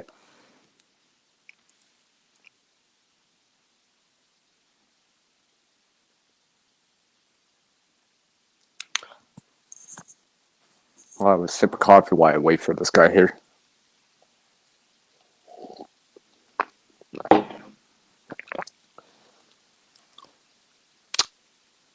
I guess I might as well just say a bunch of stuff while I'm waiting. Because you guys are probably like, Zero, just keep talking about something. I'm like, yeah. It's because it's not my show. Oh, there he is. Welcome back, Colin. Welcome back. Yes, I was like, I was Okay. trying to delay and just okay, I just got to be a placeholder until he goes back. I will show you one thing. I'm not even joking. You just I've never even shown anyone. By the way, everyone, I've never even shown anyone this yet. Okay, then show me. Colin will be the first one. I remember Colin. I mentioned that I met someone named Jason. Remember I told you this? This is what I got. Oh, that's nice little. Yeah, 50 cents. I mean, it is used, so it is what it is. What's the advertisement on it? Now, hold on. I'm just not. It's because I gotta lift it up. I mean, it says Green Cross on it, meaning this is Let me see. Come on. This is a genuine. It's made in Switzerland, right? This is. I mean, it's a Swiss Army knife. Yeah. Yeah, it would be considered a small, right? But I mean, they were using it for their thing, right? So obviously it's used, the weight's not as sharp or whatever. But I mean, for 50 cents, even if I just use it as a backup, I don't know. A knife is still a knife. Yeah, but I got this for 50 cents. Dude, I mean, I actually talked to the person, right? I actually talked to the person, what's really too. weird? Hmm. I think I actually have 50 cents Canadian here at the house. No, but what I'm saying is, it's got the scissors, right? Even if I, wanted to EDC this or something like that. And imagine if I was making some sort of Altoids tin survival kit or something along the lines of that, right? Boom. I got something that's good quality. Well, relatively speaking, right? For what it is for survival tin like that, for example, right? 50 cents? I mean, this is probably, yeah, it's not a fixed blade or whatever. It's still a folder, and small. But I mean, if I can get it back into usable shape, right? The edge and all this stuff, well, it'll be useful. I mean, it's got the toothpick. Technically, the tweezers too, right? Hey, I can't see anything until you show it. Oh, it's because I don't have my tripod out, so I can't. It's kind of hard to do it one-handed. But I mean, yeah. No, it's kind of hard because I'm holding the phone too. But yeah, see, tweezers. That. Yeah, but the fact that they still have the tweezers and toothpick and stuff, that's pretty good. Yeah, I just added. I like the color too. Yeah, I just added the cordage on. But yeah, I kept the tag on. I'm just looking at this. I'm like, all right. So this is the first none of my viewers have seen this. So you guys are the first ones to see it. Dang, Colin, you must be special. I'm sharing stuff like that. That's beside the point. But I actually have something else to show you that I acquired the other day. Yeah. This one here. Give me a second here. Yeah. Wow, there's somebody I don't see. Whoa! Where have you been, brother? Figment of everybody's imagination. He showed up like a deal, like a thrift deal. Yeah, out of nowhere. I can't. Well, usually he's here earlier. The fact that he's here at all, I'm glad. Are you okay, brother? You feeling any better than Yeah, I'm yesterday? stretching. Oh, okay. Yeah, I feel Okay. good. I know because you look a little better than you did yesterday. You looked really drained yesterday. Well, you probably missed it, Cliff. I'll show it again in a little bit, but yeah. The little mini knife. Oh, you did see it. Yeah, yeah. Like I that don't is miss from anything. I've been there the whole a time. person named Jason, by the way. I explained this story to Colin when I originally got it. How I met someone named Jason. Yeah, well, that's one of the items that I got from them when I bought at this yard sale, right? And I met them, right? So like, they know me, kind of, right? So like next time, like they have Hey, Big yard Mike. sales every. Oh, they have yard sales every so often, so I might be able to get a deal next time. Yeah, you acquired Cliff. So Yeah, we Clint is did. taller than people expect Yeah, because yeah. he sits so low. Yeah, But yeah, me, yeah. I'm shorter. I knew I already told you guys how tall I am. I'm not ashamed of my height. Yeah. But Yeah. Cliff's found some good deals from time to time when he gets a Yeah. chance to go. Not at garage sales, or I don't go to those Yeah, things. you've gone to a couple. You said you have. I've been to them. I haven't honestly bought anything then since I was in Years. Denver. Yeah, but you Yeah, talked it was about, But you have done it in the past, though. honey, I'm home. We were talking about Doug yesterday. I know, and he shows up today. Yep. Yeah, go figure, hey? His ears were ringing. No, but as Cliff knows that survival gear does not have to be expensive. I mean, you can get good quality gear at a really bargain basement price. You just got to keep your eyes open. Yeah, I mean, And it could be anywhere. It does not have to be the places I've mentioned, but it could just be a street side sale. You've seen people who've got those stores that put the stuff out on the curb and stuff like that. Yeah. You can find it from anywhere, and it could be the classifieds. It could be Craigslist, Facebook Market. well, yeah, we have Kijiji here in Canada. Stuff They like also have a free section too, right? So it is possible to get something. I mean, like obviously you gotta check the quality and the condition, but anyway, if it's in good quality, if good condition and pretty good quality, and you can get it for a good deal. I mean, and especially if you need one, right, or to use one, that could be something that could help you down the road, right? Well, like I said, I got this MSR water filter with a spare filter along with a whole bunch of kit for $50, which included the military tent that Ian's got. Yeah. And quite a few other items, but all for $50 out of the box. And I could not say no to that kind of price because the MSR filter alone is worth $50. I see. And having a brand new filter to go with it, that's money in my pocket. Yeah, exactly, right? I mean, you've already probably made back the $5, right? So you just gotta use it now. You use it like 5 times, it's like, $1 per time. It's like, look at all this nice, clean, fresh, safe water I'm consuming. This was done It's worth at one of those Amazon bin stores. $10. It goes I for see. $11 at Walmart. Yeah, Yeah, those yeah, things yeah, are yeah. getting expensive. But Yeah. the thing is, $10 is still $10. I got it cheaper. Yeah. Even like the breakfast skillet is getting expensive. I was getting ready It's to like show $8 or $10 now. Too used to be able to get those for like 5 or 6. I found these at a thrift store. This was a pack of 3. You don't find these just anywhere nowadays in a thrift store, but it was a prepackaged pack of 3 big boxes just like this. And strike anywhere matches are not common anymore.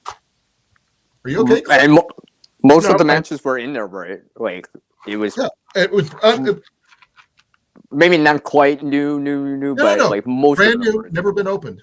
Oh, they weren't even open yet. Wow. No. Because It's not I've like come across people selling matches before, right? So but sometimes it's like partially used, right? So they're just trying to make like 50 cents, right? Because Oh well, if you saw what we did at when I did the challenge with Dan, I literally found I didn't find a lighter at the flea market. I found a literal jar of matches from all over the world. I mean, literally all over the world. And someone had just been traveling all over the world. They pick up their little book of matches. They threw them in a jar. And I picked up that jar for next to nothing. And that's just regular matchbooks and little stick matches. But something like that, you never know what you're going to find until you keep your eyes open. And what's really funny about that, I talked about finding something like that before I even went. I think Cliff will remember that. I was talking about finding a jar of matches. That was before you got to what was it? What is it? One of the Watch Your Flea Market sections? Yeah, because I was saying, when growing up, that's what my mom and dad did. They just threw matches in a jar over by the the stove in case we needed to light the stove. And the fact that I found a whole mason jar full of them was just an awesome thing. I want to hear about your Black Friday finds later, Dan, but I do want to hear about them. And I know that there's a really 100-mile yard sale that goes through Missouri. I plan on going someday. Oh, we lost him.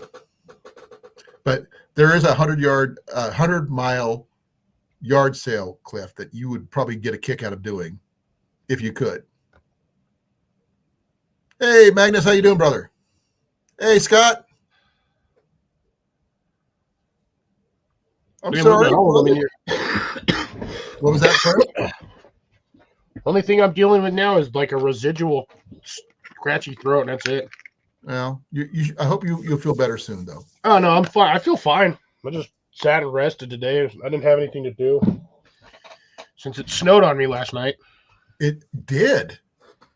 That's rare for you. Yeah, I get snow. It just doesn't stay very long. Well, what was your temperature this morning? Like 28. -11 here.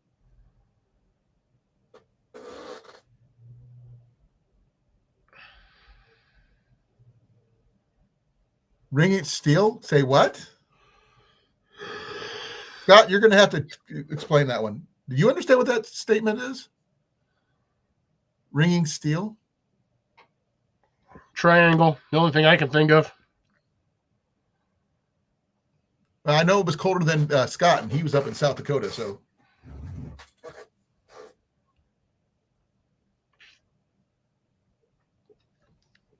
You're going to have to explain ringing steel there, Scott. I have no clue what that means. I did have a triangle. I don't know if I still do. I had a cast iron triangle stuff, but I think I lost it in my gear, which really sucks. Steel targets.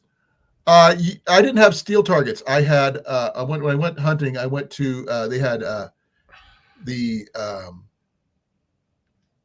I'm not sure what the regular standard targets they put at free ranges for shooting ranges.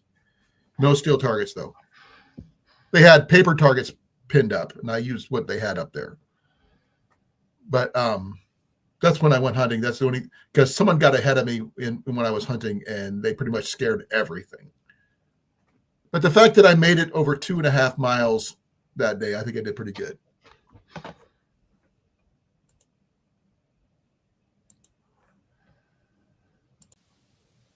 He's back. Yeah, sorry, I lost connection with the mic.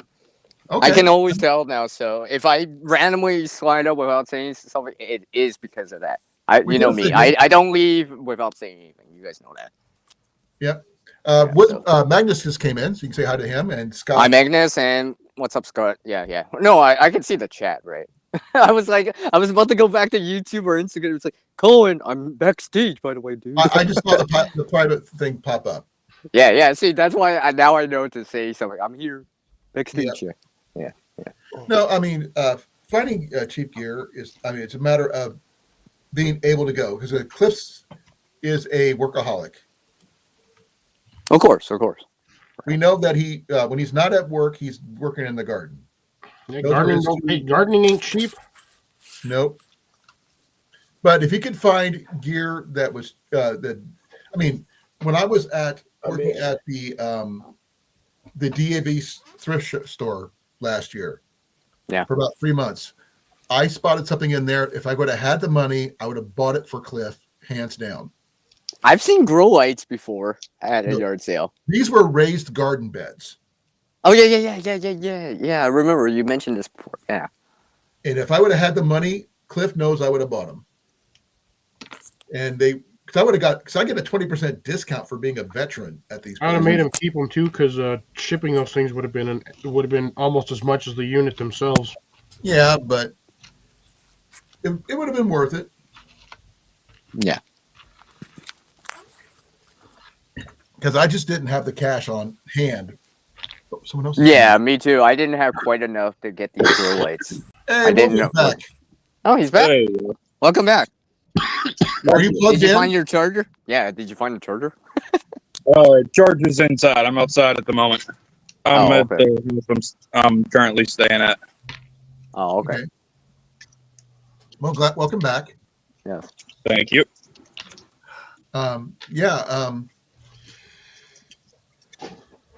Nope, I didn't have steel. He finally heard my voicemail from Sunday. Oh, that's what it's about. I was just like, what is Scott talking about? I mean, I called him about 9:00 on Sunday morning. And he's now got my voicemail. Scott, that was like 5 days ago, dude.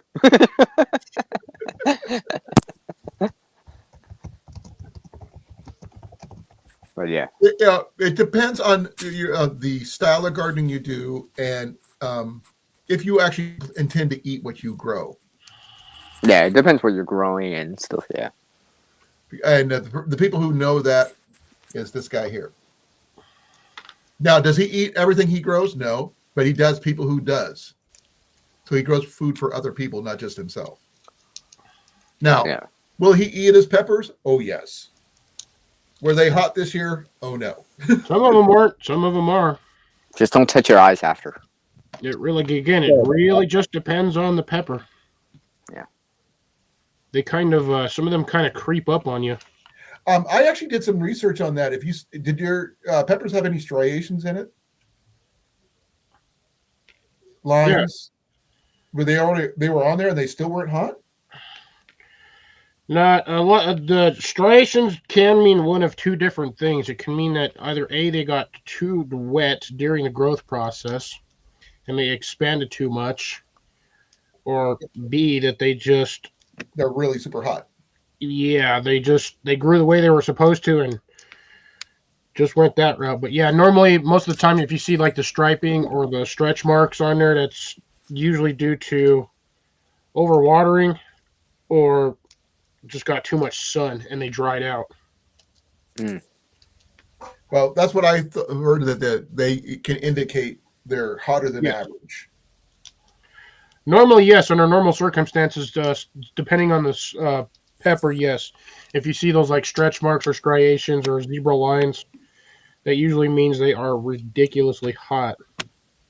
That's why I didn't see them, what they looked like before you cut them open, and everything. So I didn't know. I just know that I saw the seeds and stuff afterwards. Now, that doesn't mean that the next generation of those seeds won't be like super hot next time. They might, but I don't know gardening as much as you do. It can My vary. tomato plant is still growing, even though I have harvested my tomatoes. It's actually still growing new leaves and everything. So That's good. Well, Colin, it is possible to clone the parent plant or get a clone from the parent plant. Well, I've got from all the tomatoes. I plan on this will be the third year. Second. This is the first year. The second year will be next year when I grow that. But I got lucky when I did that one because I just basically threw one tomato, put all the seeds in a piece of paper towel, let it dry out. Then when I was going to do anything with it, I just put the whole thing in there, wet it down, and planted it with the paper towel. And it sprouted. Well, that's good. Some sprouts, which I separated and gave some away, and I kept the rest. That's cool. Yeah, well, you guys know that I'm currently growing a tomato plant from a clone right now, so I'm sure Cliff's probably cloned a few plants. Not normally. Not Easy normally for me to does it grow do from you- seed where I'm at. Well, for you, like no, during over the fall, the plants were gonna like get frost, right? So I just took one of the suckers and regrew it. And well, you guys seen it. Well, you and Jason have seen it anyway. I forget if I showed Colan, but yeah. I am not as much as I know, right, Doug? Where you been hiding? Well, Doug's been hiding in NC, right? Doug's been he moved up. We know he moved up near the military base to be near his son. We know that. For those people who didn't, now you do. And now we know. And I I'm know it's half of the battle. I'm still wanting him to go do a video about all the military surplus stores and secondhand stores outside the military base there, because I remember what it's like because people find so much stuff there that you can just get secondhand and use and whatever military gear. I don't have a army surplus store nearby anymore. The closest one is in Iowa City, which is like 2.5 hours away. Ian still wants to go, but we just haven't had the time or anything to do it yet.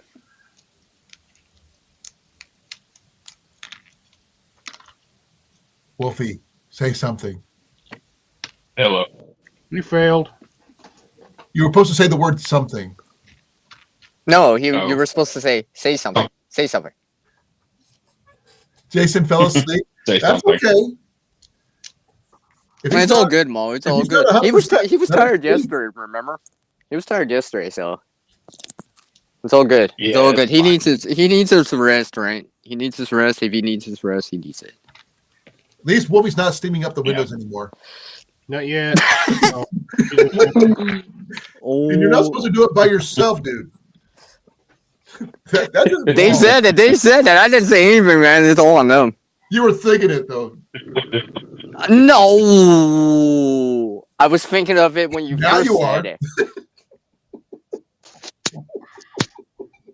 Oh, hang on. Let's see here. Because I don't think the temperature's right. So Cliff had snow, folks. Just a little bit. He had a dusting. Well, I would call it a dusting. I would call it. A dusting. There's a dusting. Yeah. It was melted by midday. I saw above freezing today again. If you cannot make a snowball and a little mini snowman, then it's not good snow. Yeah, no, I couldn't even do that. Yeah, You so can make a it's a snow dusting. angel out in the front yard still.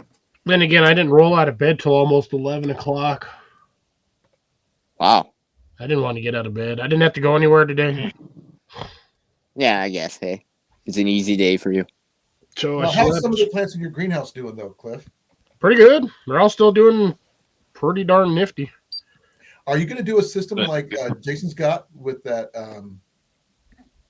What do you call it? He does with the water barrel. No. You're not going to do anything like that. No, I've already got my heating system set up in there. I've got an 1800 watt heater with a thermostat switch on there. I've got two readers in there and a 10-inch fan on the other corner to circulate the air. Nice. Well, the thing is, I mean, if the power goes out for some reason, If the power goes out, I can plug all that shit into my power bank. well, that's if you're home. What if it happens when you're at work? It'll only be cold for a few hours. It won't drop down to freezing before I get home. No, not at the base itself, Doug. Take a video at the shops outside of the base where they sell a lot of military gear. Trust me, that's what they do. I've been there. I picked up stuff. It's just been a while since I've been to North Carolina. And yes, I have been there. One of my ex-girlfriends graduated from there. Years and years and years. Longer than you've been alive there, Wolfie. That's saying a lot. That's saying That a is, lot. I didn't get to go in the military until 87. Oh, Oh, it yeah. was during that time, hey. Colan, Actually, hey, I didn't date her until I was like in 91 or so. Oh, okay. Mm. Around that time. Yeah. Yeah, still longer than Wolfie's been alive. Yeah. When we were a wee little lad. No, Even me. Well, I he was wasn't. Even me and Cliff. Huh? You maybe. I wasn't even a twinkle in my daddy's eye. Yep, pretty much. I was. That would have been the time I would have been actually eating glue. Elmer's, wasn't it? Yep. And they used to come in the freaking glass jars with the metal lids. Mm-hmm. Not the paste version, huh? Yeah, no, we had the Elmer's glue paste. We had both varieties when I was a kid. Because you had the bottle one that had the little twist top that had the brush on it. I thought And then that you had was the paste version that came in contact that cement. big old glass jar. What's the connection, Scott? I'm gonna have to look that one up. And I'm still trying to find you an MSR stove in your area. How many grandkids? Technically one, and it's a step grandchildren kid to be fair. Oh yeah. Yeah, I was about to say, I'm like, Ian hasn't squeezed any out yet, so he No, technically but doesn't you have. met my daughter though, Cliff. I know, but again, stepdaughter. How is she doing, by the way? I haven't seen her drop by for a while. Did something stupid a while back and didn't tell me about it till months after she rolled her truck. Yeah, and she's still mad at her for that. Oh man. Dang. Well, she probably didn't want to worry you. Right. It doesn't matter. No, I know, but it's like, maybe you were going through something. And for those people who don't know, she was my stepdaughter from my first marriage, and while I was not her biological dad, I was still her dad, not her stepfather, but her dad. Yeah. And the only one who actually treated her like a parent. I was more of a parent than her mom, saying that. Mm-hmm. I want to see you some video about that, Scott. That Ellsworth military surplus store, or if they'll allow you to do it. A lot of places do because it's free advertising. Well, military surplus places, they will allow you to film. The problem is where you were asking, since you cannot technically film a military base without getting into random repercussions because they are a bunch of. No, but I wasn't asking about the base itself because outside the post, there's like tons of shops that buy military surplus stuff from former soldiers and stuff like that all the time. And you could find pretty much anything you need. If you're missing a piece of kit, you can go to one of these places and find it and replace it like that. Yeah. Without having to go through channels. Be advised. Just because it says military grade doesn't mean it's not a piece of crap. Oh, don't get me wrong. Everything in the military is built by someone at the lowest bid. Mm-hmm. Always done at the lowest price, folks. Well, doesn't Falls nowadays have a military surplus store, shouldn't it, Scott?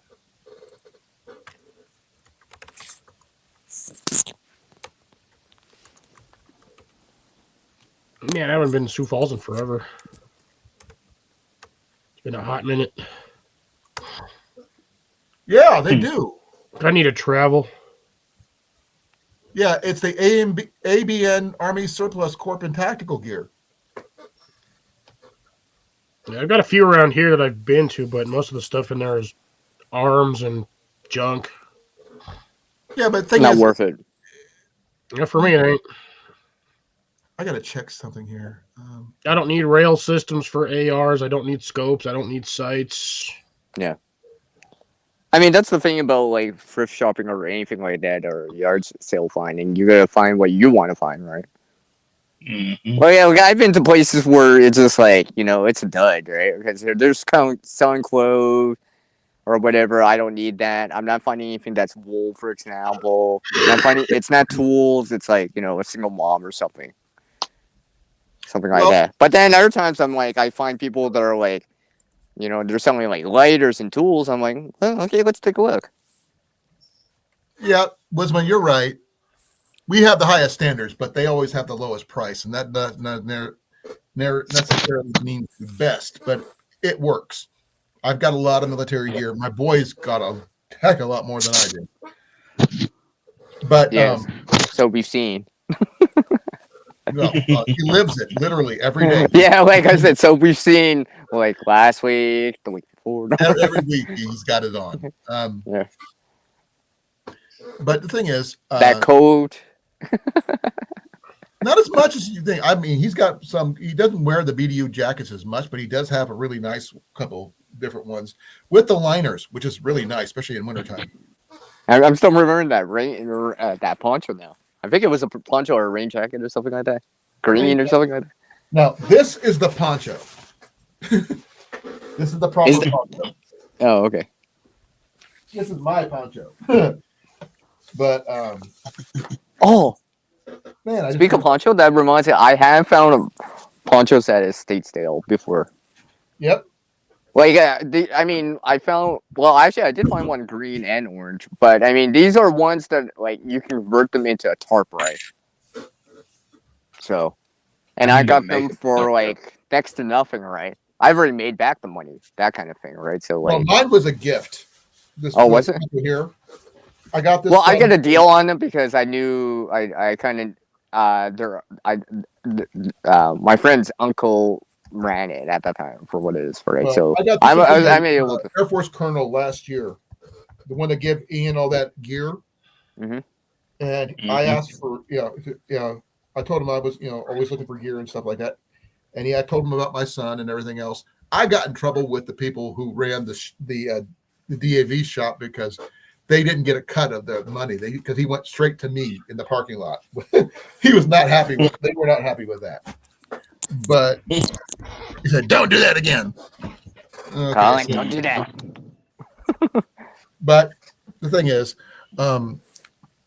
I got so many deals when I was working there because I got a discount for working there and I got a discount for being a veteran too. So that's where I got a lot of my stuff really, really cheap. Well, you know what?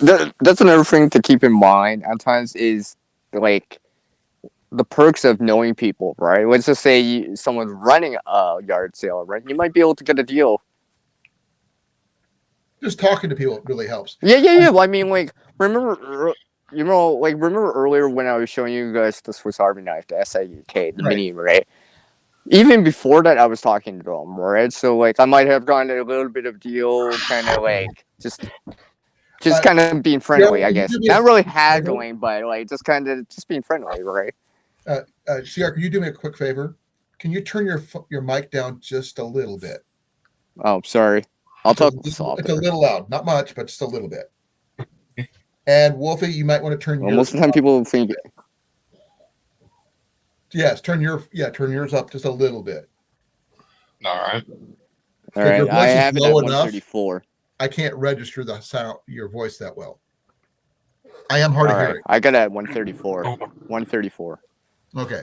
Out of 200. Now, for those I had it. Are near those military surplus stores. I am actually actively looking for an item to go with something I already have, and it's for my light fighter 110 that I picked up last year. I am looking for the windbreaker. If you know what it is, you know what I'm looking for. Let me know if you find one. I will pay you for it. That is the conversion of my light fighter from a 3-season tent to a 4-season tent. I mean, I can hear you, Wolfie. So. Wolfie. Okay, so that's better for you? Yeah, it's better. Okay. And the fact that you're sitting back and everything else, your voice is really low. Yeah. Yeah, I'm trying like to you said, I'm hard of hearing, so you got to be careful. I don't have my hearing aids in at the moment. I don't need to. Okay. But I'll correct that just because it'll help. This is what I got to go through to put my freaking hearing aids in. Mm-hmm. Oh joy! Yeah, it sucks. Because if I get it too loud, then I get a lot of feedback, Mm. and that gets like squeals and stuff like that, like you hear when you get a microphone too close to a speaker type situation. Feedback. Yeah. And in our house, because we didn't have anything on the walls when we first got here. Everything just echoed really bad. But I'm looking for a Light Fighter 1 cold weather kit. For anybody who knows what those are, I've been trying to find one on Army. I've checked out Army Navy Outdoors. They have one. Well, they did have one. They don't have one right now. But I've been looking for one for a while. And That's what I was still about have to look say for. good luck on finding that. Well, I got lucky once. I can do it again. Yeah. Well, maybe I can get that kind of luck like you. Hey, if it rubs off, good, more power to you. I mean, I hope you guys find what you need because I'm with me. I don't have a 4-season tent. I don't. I have a 3 really good backpacking, ultralight backpacking tent, but not a 4-season tent. Yeah, see, I don't have a 4-season. I got maybe a 2.5 season. 2.5.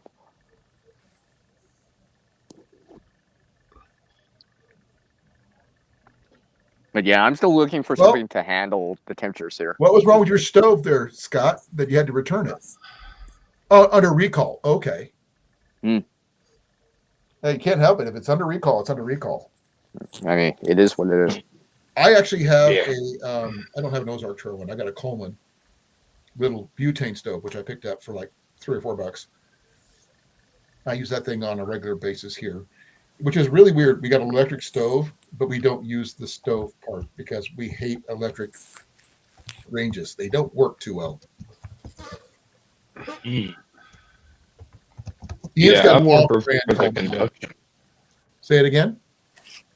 I more prefer the conduction, or Induction. yeah, the induction. Thank you. The Well, this was induction the one. old school, With the there's rings. a glass surface, but it's got the little coils. Yeah. underneath. The thing is, Oh, it takes forever to boil water. Yep.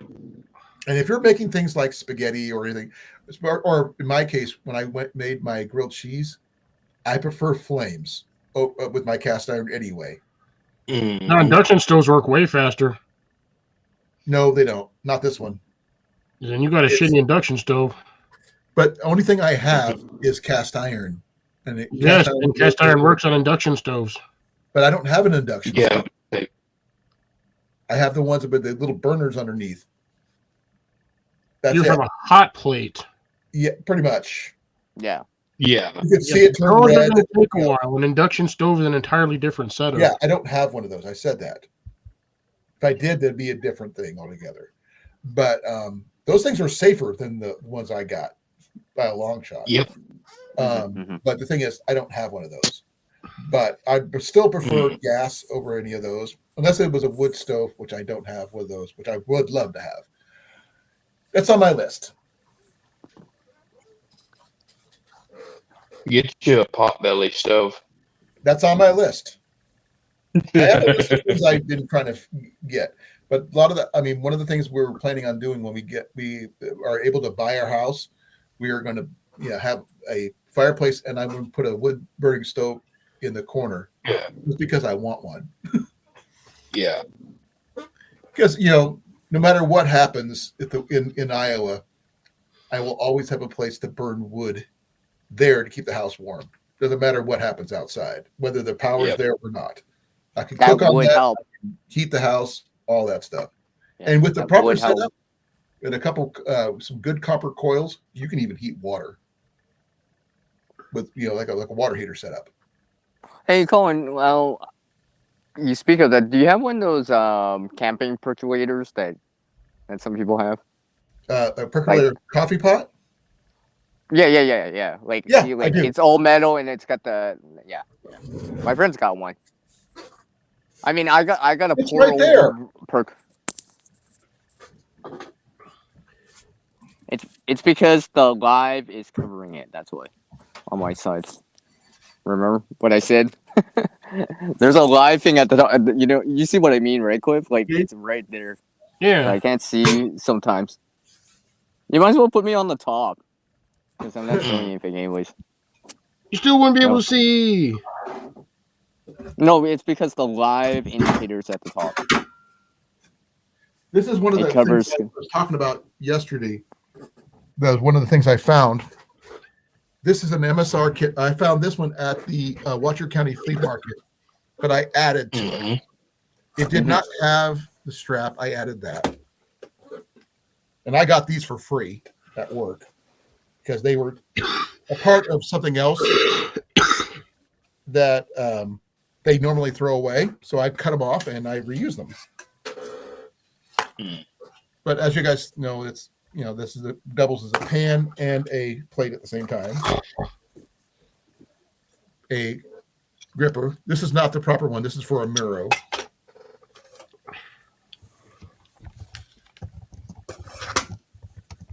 One of those sharpening deals.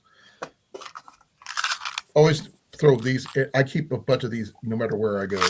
I've got like 6 or 7 of these fishing kits. What are they? Okay, I was about to It's ask. got the swivels. It's got the little different hooks. Oh, okay. And the sneakers and stuff like that. They sell their Eagle Claw and they sell them at Walmart. But the thing is, when you can find them like that, buy them, because having that in your kit means you always have a way to try to catch fish. Also, an extra one of these because you never have too many of these. But I have another one like this, an older model that has the clap, the fold or handle and everything. But this one here is the one I keep in my bushcrafts kit as a backup. I even threw in one of these because it fits in there. Yeah, depending on how you cut it, you can get a bunch of fire starter with that thing. Exactly. And now, do I have a fire starter kit in this? No. I keep that separate. But this right here on its own, you can do a lot with that. You can boil water, you can cook your food. Yeah, you throw in a lighter with just that. You got something going. Well, I could, but I actually keep my lighters in my pockets generally. I keep 2. Or a fair rod or whatever nearby. I keep 2 of those too. Yeah, of course. 1 in each pocket. 2 is 1, 1 is none. Sorry to say that. And that's not including what I keep in my backpack, my everyday carry backpack. But a lot of the gear, I actually put this shelf together just for that, keeping my gear organized. Oh, that's good. That's good. My different kind of fuel. I got my propane, I got my butane, I got my other butane, I got my alcohol, and more butane. I do not like butane. Butane has its purposes. I will say that. But it also has its limitations. I actually have a backpacking lighter that I have that I use it to refill that. And some people have, Ian's got several lighters, modern lighters that use it, and it works really well. The one I have puts out a flame like this high. I do have. I remember now. Oh yeah, you showed it. I remember it now. It's like a flamethrower. Yeah, I was about to say, better not let Jenny catch you with that. No, no, Jenny's seen it. No, but it's like, Colan, stop lighting it. Kidding. Ooh, locked in the chicken coop.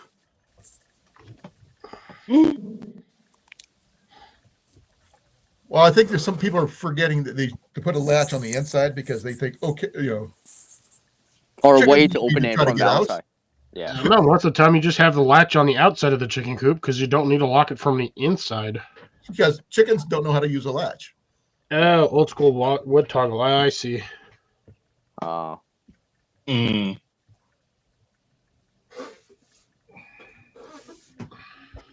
see what I do with that. Now, is that degrees, Doug, or percent? This is the lighter I got from Garage Grown Gear, guys. This one right here. It's refillable butane. I'll put it on the low setting. Yeah. Now the high setting. Can I get my? But this is a more usable one. You can take on the trail and everything. It's great for when you have like my MSR stove set up and things like that. That way I don't have to get my hands right down in there. I mean, I don't want to have to carry matches all with me on the trail or anything. No, don't get Hey, me wrong. Colan. I carry them, but I don't. Hey, Colin, I No, think I I don't. felt the heat from over here. Over the border. What was I that? think I felt the What was that, heat. Wolfie? There again, I will carry my Bics, but I prefer having my Zippo. Okay. Just because of the reasoning that Douglas said. Butane does not like to work below 42 degrees. Oh, Neither I've got does something that will well, always Zipper work. will, but I carry with me. That's just I carry those as backups. Okay. This is okay. This is a ferro rod. People 90%, 99% of people will carry this because they know it works every time. Yeah. This is not my preferred method. Yes, you like your flint and steel. I prefer flint and Oh, steel, and flint and steel always works, even when wet. I just No. don't trust myself. I think that if I use flint and steel, I'm going to slice myself open on that flint. Scars heal, dude. You have a choice: sliced fingers or freezing to death. some it might be preferred to freeze to death because I'd rather slightly be cold than bleed out. Yeah. Hey, scuffed fingers happen, dude. You know that. In gardening, it happens all the time. Yeah. Fair. You can't tell me it doesn't, Cliff.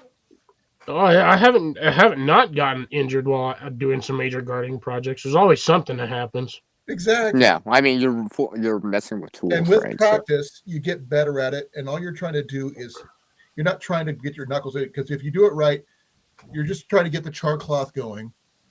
And Yeah, that's all you really need. Scott has a point. Char cloth does not work when it's wet at No, all. it doesn't. No, it But you don't. got other No. items that will light even when wet, like birch bark will Yep. always light, Birch bark. even wet. Pine wood. The fat wood to a point. Another thing would be is the cotton balls and petroleum jelly. Yeah. Things That's like like that. this. Yeah, I mean that's like the go-to, isn't it? If you got that, you're Kind good. of. Pretty much, yeah. You're pretty good. Kind of. I do like that. There's something else though that works a little bit better than the petroleum jelly. What is it? Give me a second here. Lip balm Yeah. works really well too. Yeah, I've Lip tried balm. that. Yeah, I've tried Yep. that before too. Yeah, because Or the any kind of wax. Yeah, because it's part of the wax of. Well, that's what's used to coat your lips, right? So it's part of Yeah. it. Yeah. Yeah, I've And used that actually, before. you know those makeup remover pads? Oh yeah, the pads. Yeah. Yeah, I've seen a video where a dude took those, dipped them in some slightly melted um petroleum jelly, Mhm. and then dipped that into paraffin wax or candle wax. I can't remember which one he used. Yeah, I've done And something let like that that before. harden, and then he just cracked it open and lit it up. Yeah. Yeah, I've tried that before too. Like the pads and stuff like that. Like you can get these round tins that perfectly fit these makeup pads, right?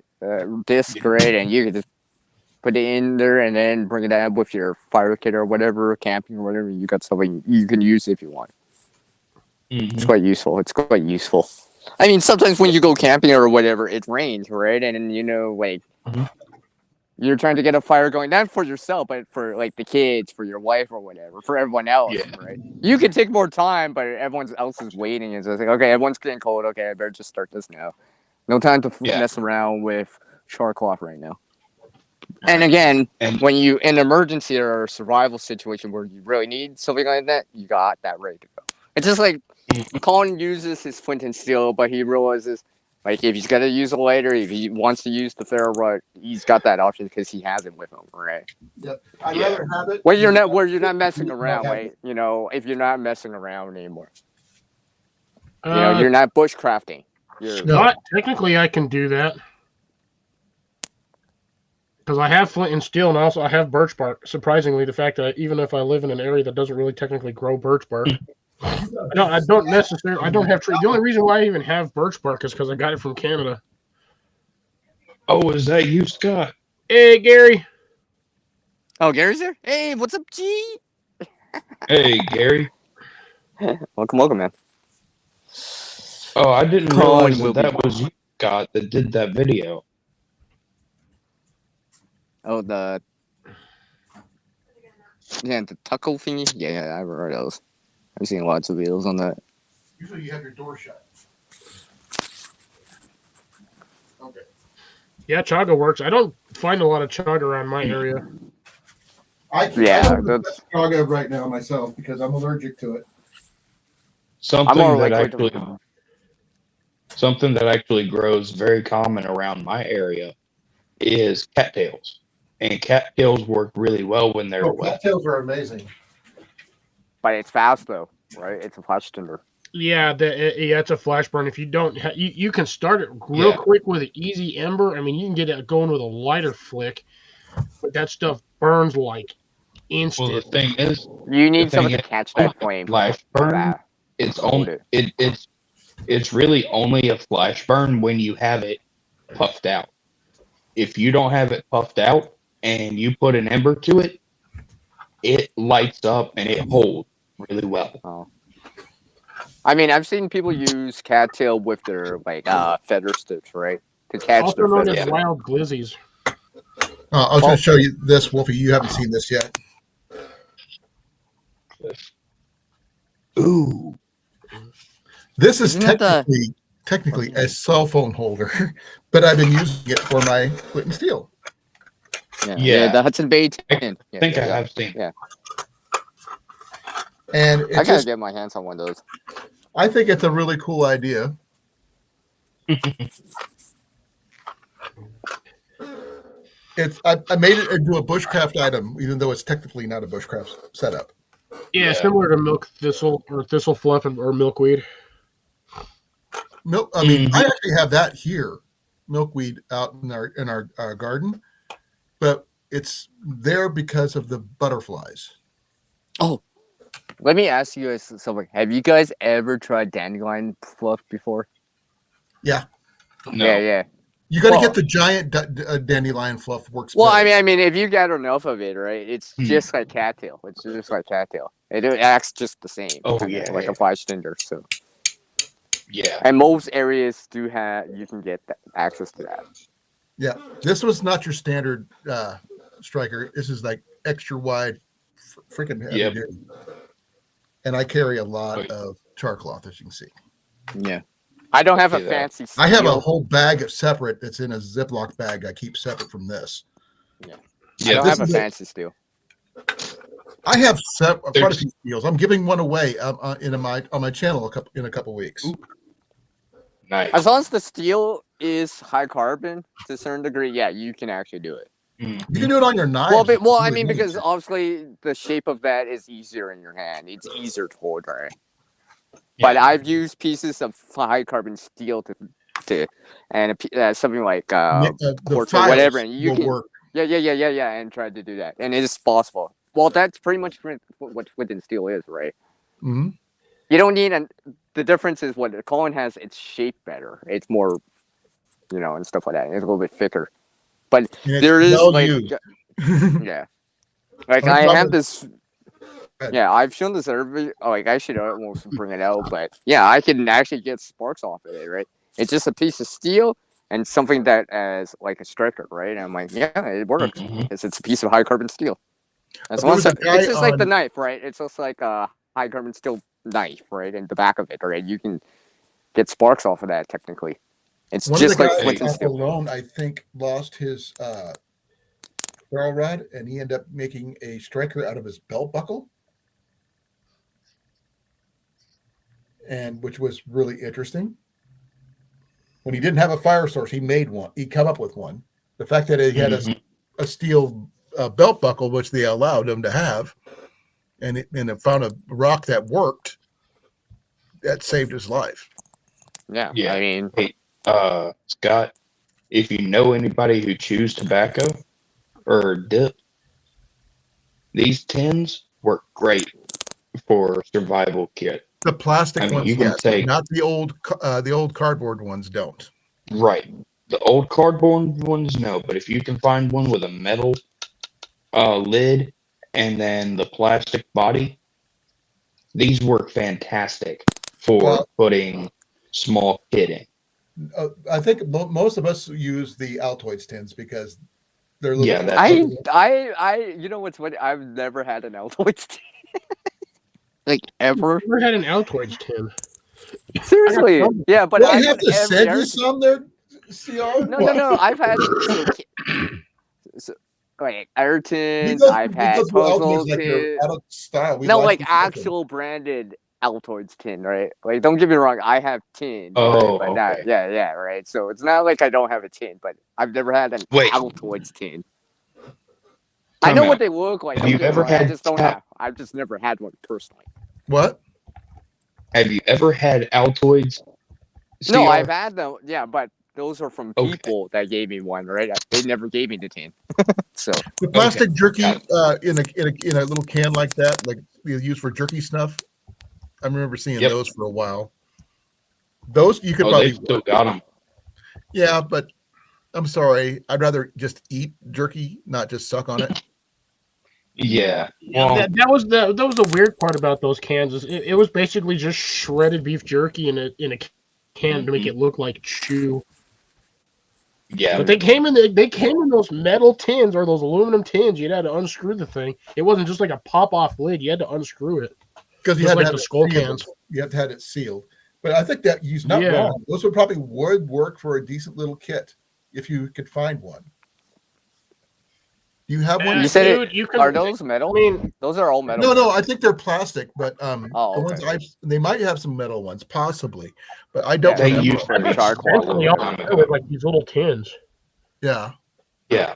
You can get those at you can buy those online for dirt cheap, like dozens of them. Oh, And they yeah. sell them at Hobby Lobby and other places like that too. Yeah, they're Hardware like stores. craft tin. That's basically just a craft. Oh, the tin. craft tins? Yeah. I actually have one that's full of con pads with wax or petroleum jelly. One of Mine the two. actually has a shit ton of salt in a little packet.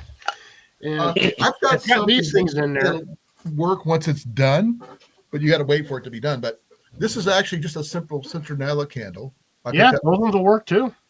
Oh yeah. they work. I mean, I found this one for like 25 cents at a yard Oh, that's sale. good. Hey, And that's great. once this is That's empty, work. this is going to be used for the Yeah, they same work. thing. This is probably going to be used for char cloth. Edge on this thing is sharp enough to actually work on my ferro rod. What is it? Is that coin? That's what. Oh, No, no. it's one of his, Grim survival cards. Which, by the Oh, way, okay. I do have one in my kit with my ferro rod, with my striker. I do have a Nice. Grim card in here from him. Really? Oh wow. Yeah, I actually like this one. I wish I could get more of these little round ones. Problem is they're way wider than the tin itself. Like, I mean, that's the lid of the tin, and that's how big that thing is. I did lose one piece, I think. Yeah, I lost the little thing for the Wow. snare piece. No, that doesn't. That comes out of that stays like that. Oh, this one stayed like that? Yeah, let me see the front of it. Yeah, that's the hand hole. Okay. That actually never. So yeah, that's so you can hold it. I'm trying to read this one here. Scott, do you watch it? Do you pay attention to any of the like Exotac stuff? Like when they bring stuff out, this is basically Grimworks' version. They worked with the Exotac to make these, so these will actually fit in the Exotac sewing kit. I mean, the fishing kit. Which would fit in this right here easily enough when I get it done. Yeah, that'll easily fit in there. So they're designed for that specifically for that Exotac. Let me I'll find it and I'll show you guys what I'm talking about real quick. Well, on Tuesday I'll be going through the giveaway backpack bug out bag thing I'm building, for you guys to see what I've got in it. So, and you won't be able to. You'll find out. You'll be able to enter next Thursday. for the giveaway. Yeah. Next That's Thursday for the bug out bag. Yep. All right. You'll find out on Tuesday on how to enter. And on Okay. Thursday, you will enter, and the giveaway will be on the next Tuesday after that. Pop that All up there right. for me, Colin. Huh? Pop that Oh. up there for me real quick. Ooh. I don't have that. Hello. There we go. Is that showing? There you go. All right, so that's the Yeah, I can see Exotac it. fishing I can see reel or X reel, and that is designed to fit with these little round fishing cards. So does it switch? Yeah, it did switch. Okay, so yeah, this is what it should come with. I believe it'll come with just a couple of things, and then you can buy these little cards, and you can stick them in there. They'll actually fit right in that. And there's multiple different types, right? Yeah. I believe they have at the moment about 6. That's cool. How many of those I would do you have actually to- own? I own like 2 or 3 of these cards. I just don't know where they're at. This was the only one because this one actually came with the tin.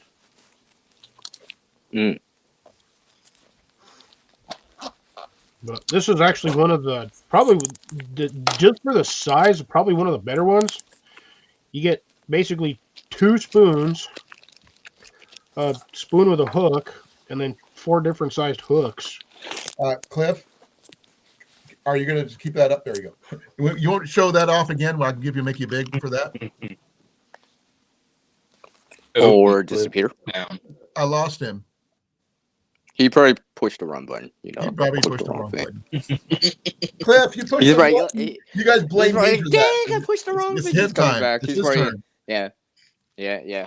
So pay attention if he's in the basement. Pulled What the column, happened? clicked on the wrong button. It wasn't me this time. It was all you. No, I clicked on the wrong X on the tab. I wasn't paying attention what tab I was on. Now, can you show that off again, please, if you would, please? People can see it better. Okay, that's cool. I still like the archery ones better. That's just me.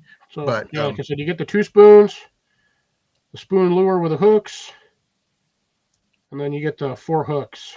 Now, if you could find someone who could actually demonstrate that working with that Exotac reel and see how it works in catching fish, that I think that would be ideal. But yeah, I don't probably think I've would, ever but seen I don't anybody feel like do it. spending $85 on a hand reel. Yeah.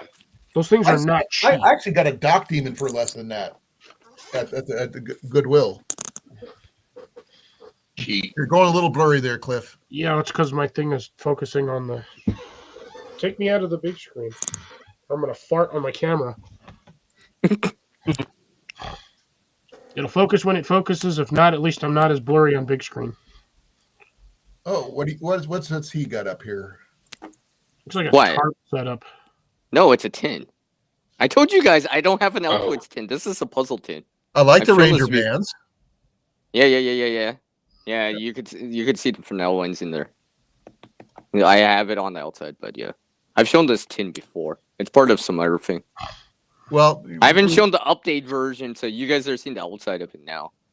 Yeah, it's we'll just a puzzle you should tin. do a video on the full kit later on. I mean, this fits in my pocket, right? Well, I mean, see, this is bigger than an Altoids tin, so I can fit a little bit more. Yeah, I've And seen the bigger Altoids ones. tin. I've had a couple big ones, but I just don't need Yeah. that big generally. Well, But this still fits in my pocket, right? I mean, I've got several kits I carry, not just. okay, you can take me off, big. No, you're up there for life. No, Me and Cliff agree on that. Give me a second here. Actually, Generally, I Maybe I'll- carry my fire kit in here. But I have multiple things that I carry, and you'll see something you've seen earlier, which I always carry with me. But there's an Altoids tin that is Apparently, well they have loved. 4 of these. This thing's fishing well cards. loved. and apparently I should check on this. And I've be been one of looking at this these. for a while. CR. Yeah. I won something like that in a giveaway. I actually still have the container. It swerves around, and you have sinkers, hooks, and stuff, right? Yep, and this one Yeah, right here. yeah. I added this to it. Lip balm, like I was telling you earlier. Mm-hmm. piece of flint, extra piece of flint. I always have extra. Well, There's that char cloth I told you about in a bag. Still going. Okay. This one here, most people don't realize. Steel wool will catch a spark from a ferro rod or a steel striker. Providing it's fine enough, right? No, this is just regular steel wool. Like what, quadruple or whatever? Just the regular fine steel wool. It'll still catch spark, which means it'll still catch fire. Yeah, you don't need a 9-volt battery. Nope, you don't. Yeah. This right here, if anybody knows what this is all magnesium. Yeah. I got this one from this guy right here. I see. I still hold on to it because it's a good thing to have. Hey, this guy right here. I need some of that. Well, and unfortunately, where I got that from, the guy is no longer doing those hits. Yeah, this right here is a ton of that wood, and that's one thing I like about having my Flissa.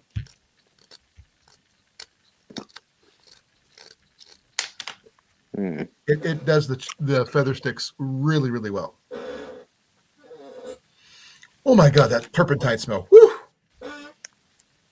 That's a good piece of fat wood. Actually, you know what? I think I actually do have that one in this tin. Yeah. I'm using it as a spool for. I do like this Flissa. I will recommend this to anybody and everybody because this thing is a beefy thing. It's sharp as hell. Nice. It works really well, but you got to use it in conjunction with something because otherwise, it'll flash burn, and then it's gone. It's like where to go. Well, it's like flash paper. Well, flash paper does burn. It doesn't last very long. And dryer lint, depending on what you were drying, obviously, some things will burn better than others. But if it's like a lot of polyester blends, well, you can infuse something in with the dryer lint, like let's say Vaseline or petroleum jelly, right? So or just like I was showing you, lip balm. Yeah. And to increase the burn count. Give you a little bit more time to work on. Exactly. Yeah. Now, for me, right, I would actually take and get pine sap. A what? No, yeah. But that's what do you think what's in the fat wood? Yeah. Yes, I know it is. But that's why you can carry fat wood in the first place. But right. Just simple lip balm, dual purpose. Good. You can use it to waterproof some things to a point. If you need to seam seal something, it can be used for that. Ooh. Not the best, but it does work. But here's what lip balm. I've actually tried that on winter boots. It can work it's only a temporary solution. Yeah, it obviously it's just like a resistant layer, right? It will start to fade and come off, but this is like I think it's either jute, frayed jute or coconut husk. Yep, I got that in my tin. And more flint. I believe it's coconut husk. Yeah, coconut husk burns really, really well if you can get it. But like I said, this is what I kept my other kit in for a longest time until I found this one here. Because I figured this is going to be on the outside where I can get a hold of it faster than me having to take my pack off, dig it out, and when I needed it, this I'll have. So just to answer anybody's questions, they have 5 of these round card type for fishing lures. They have 5 of them. You have do you still make those or not? Yes, you can still add them. You can still purchase them. Okay. They're about $15 a piece. And you have 4 of them, you said? I have like 3 of these. I have the one that's in here, which is the hook and lure fishing. I have the gaff hook fishing one. And I believe I have just the standard roundabout one, or I have the fish trap one, which comes with the triggers. Okay. Wolfie, wake up. You're falling asleep. You look like it. It's just the angle. No, I know. I'm just stretching my neck because it's getting stiff. Every time I do that, these guys warn me I'm gonna fall asleep. He's done it on I've live actually numerous fell times. asleep in my life before. I've done. Oh that yeah, too. that one. I think I I remember the didn't date. mean to. I just leaned back, and next thing I was out cold. That's why I don't do that anymore. So I'm sitting up on the edge of my seat, leaning towards my computer And talking. and talking, a lot of talking. That's why I go through a lot of coffee. I actually finished a whole freaking liter of coffee since I've been on here. I see. But just remember, folks. I mean, farm gear is not doesn't have to be expensive, but it doesn't have to be poor quality either. You can But get it does have to work. It does have to work, though. I mean, it has to work for you. yeah, Because yeah, just what works for me, like my flint and steel works for me. yeah. Do I Well, still like, have I don't a have an drill Altoid rod? stand. Yes, I do. I have multiple. Yeah, I Because don't have an I- Altoid stand, but I got a puzzle thing. But that works. Yeah. It's sort of like, okay, do some people carry extra pocket flashlights and stuff? Yeah, but I've got this little rechargeable light here that'll still do the same thing. Mm-hmm. I just got to find a battery pack that this will fit on that'll charge. I haven't found it yet. I'm looking on it. I'm working on it. I see. LE spells icicle. When every time someone says I see, you got to spell LE and then you get icicle. Cool. Yeah. He put his Scott put his shoulder out. Cool. Oh, did it? Oh, dang. He had shoulder surgery and everything else. He's still working on getting his shoulder back for shooting. He can still shoot, but just not as much as he used to. Yeah. Cliff can shoot. He just doesn't do it very often. He's got a nice bow and everything. You got a Samick, right? Yeah. I don't know if CR's got a bow though. I think the rules up there are. No, I mean, I've used one. Don't get me wrong, but I didn't say don't you personally. didn't, but I don't think you own one. No, I don't own one, but I have used them before. I'm gonna step away for a bit, Wolfie gentlemen. says I'll be he's got a back. cornet. Yeah. Just got to go deal with a bush. Yep. Watering the bushes is kind of a normal thing around here. Yeah. No. Fertilizing a field. Isn't that like the second option? Oh, did I say that? Hey, Bulldogs. But no, Colin. There's a couple reasons why I would take and tap a pine tree to collect the sap, and not for a flame extender, but also because pine sap is antiseptic. Oh yeah, and it has antimicrobial. And it's also you can make really good glue out of it too. If you add one or two things, you can make a really good glue for arrows. Trust me, I've done it because I had run out in my. I have a sap tin. I do. Collecting sap is one of the things you should be doing on a regular if you're in the woods anyway. I haven't done it for a while, but I feel like I should get back into it. Sap is actually you can find really easily though. That's the one thing about if you're in a pine forest, and I do believe there's a lot of pine where you're at, CR. Yeah, and you're going to find that on the outside of any pine tree. Yeah. You just have to go harvest. I mean, it depends on the time of year. Sometimes it's better certain times of years, but yeah, also it goes different from tree to tree. But yeah, remember, a little bit adds up. A little bit here, a little bit there. Well, I mean, see, I remember hearing about this survival story. It was a while back. It was supposed to be out east in Quebec, back in the 90s or whatever, where this daughter and her dad were stuck with a snowmobile in the water. They're injured and all that stuff, trying to get a fire going, and they're burning their map. And They'll never burn your map. No, but I mean, like, they were in this area where probably there was pine trees, but if you just knew something like fat wood, pine sap, right?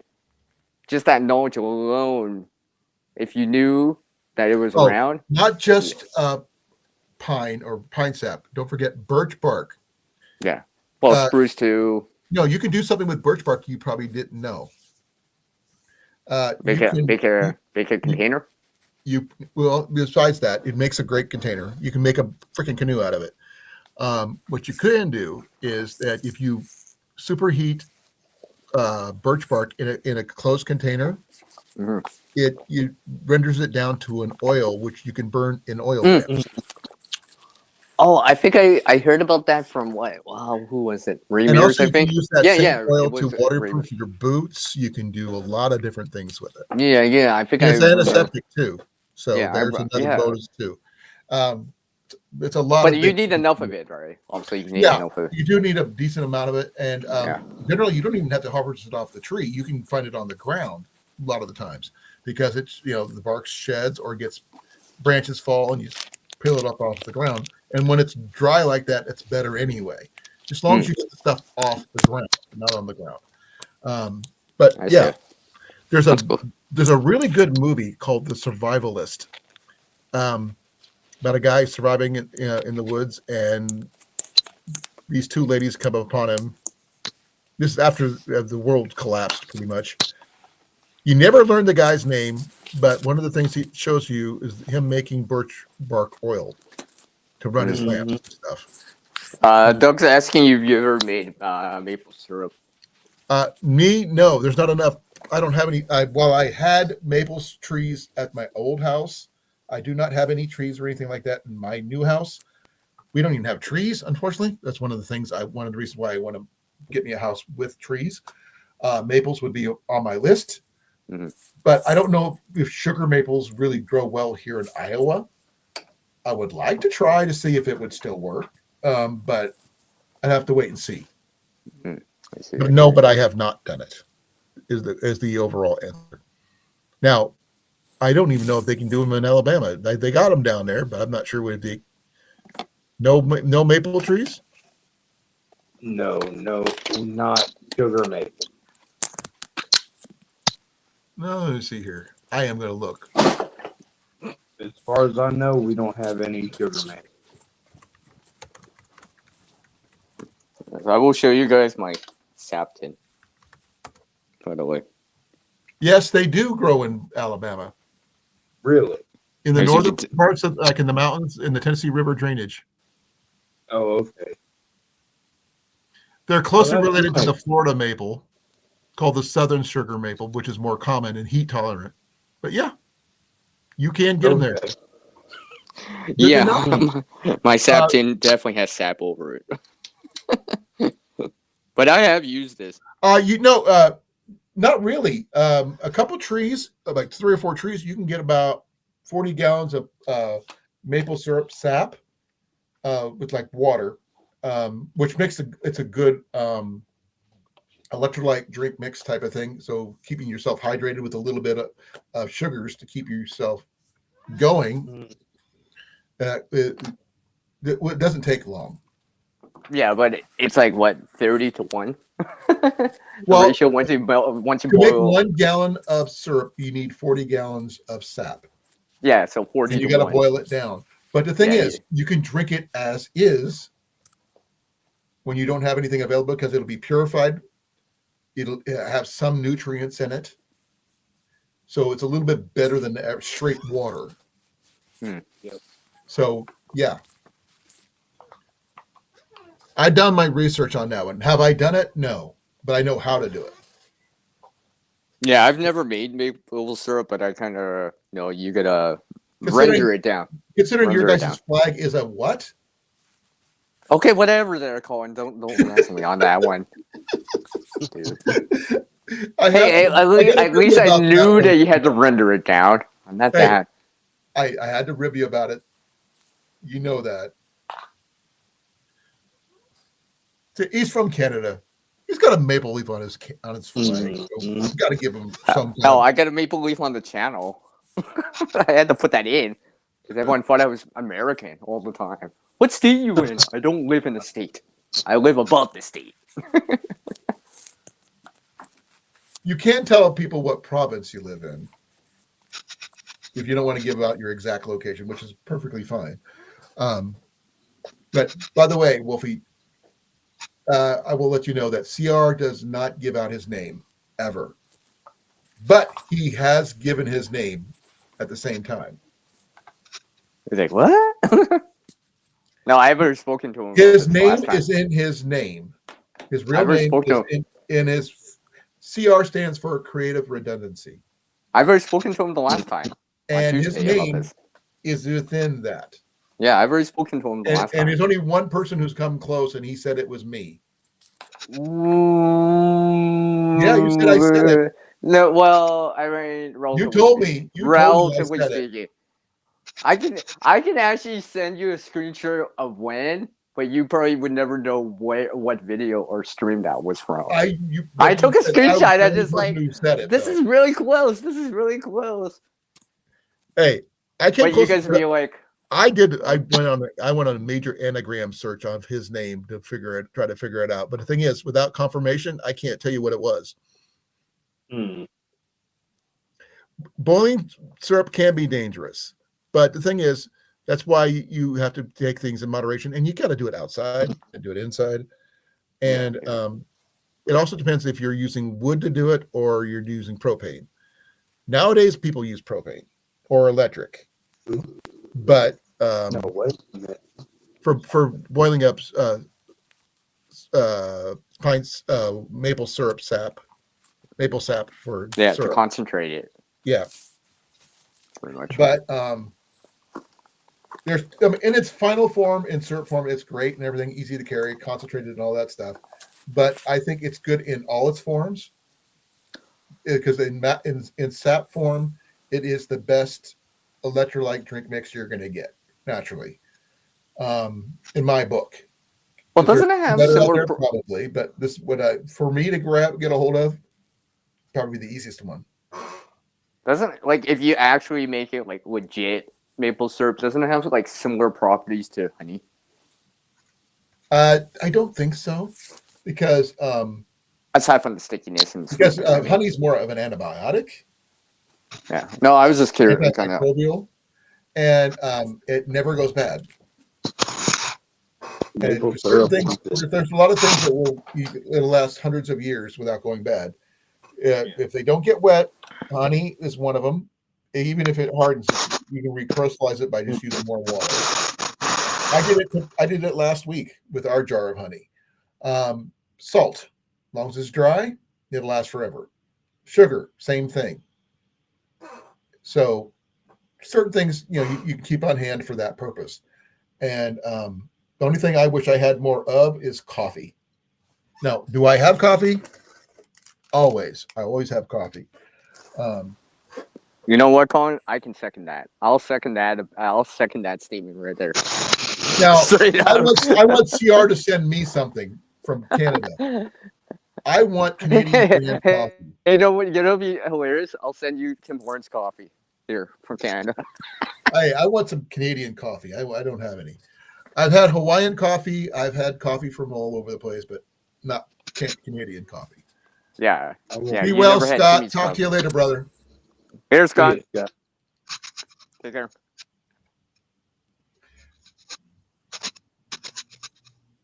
But yeah. Yeah, when Scott and I get on the phone, we will talk for hours, folks.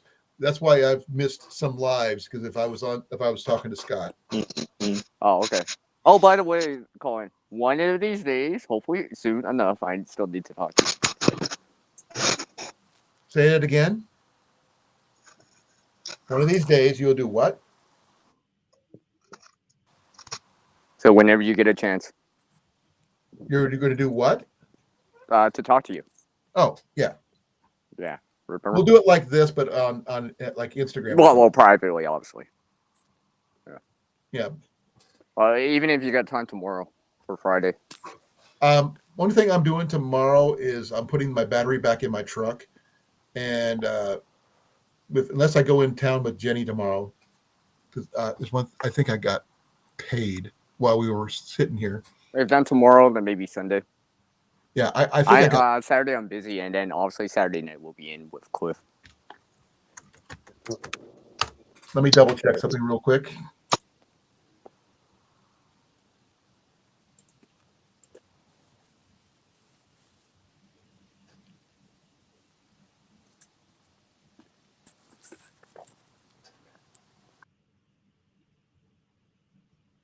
Not yet. I get paid tomorrow morning, looks like.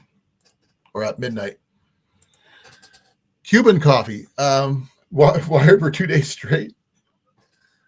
Well, it depends on how concentrated it is. I don't do cappuccino or anything like that. I've never been one of those kind of tiny sippy cup deals. Or espresso. Espresso doesn't. Cuban coffee is shot glass, and that's all you need. No, you don't. I drink coffee for the flavor, not just for the caffeine. That's why I drink a 1 liter cup of coffee when I start my freaking lives. And I sometimes drink it because it's nice and warm. I do both. I mean, Nice I warm can't food handle is sweet nice. too much. I can control how much sugar I put in it. I can control how much I drink, and I have 1 liter when I'm on my lives. And I do instant when I'm out on the trail, or in this case, motel coffee. I have a couple of those too. I mean, I use them out when I go camping or whatever, right? Not at home.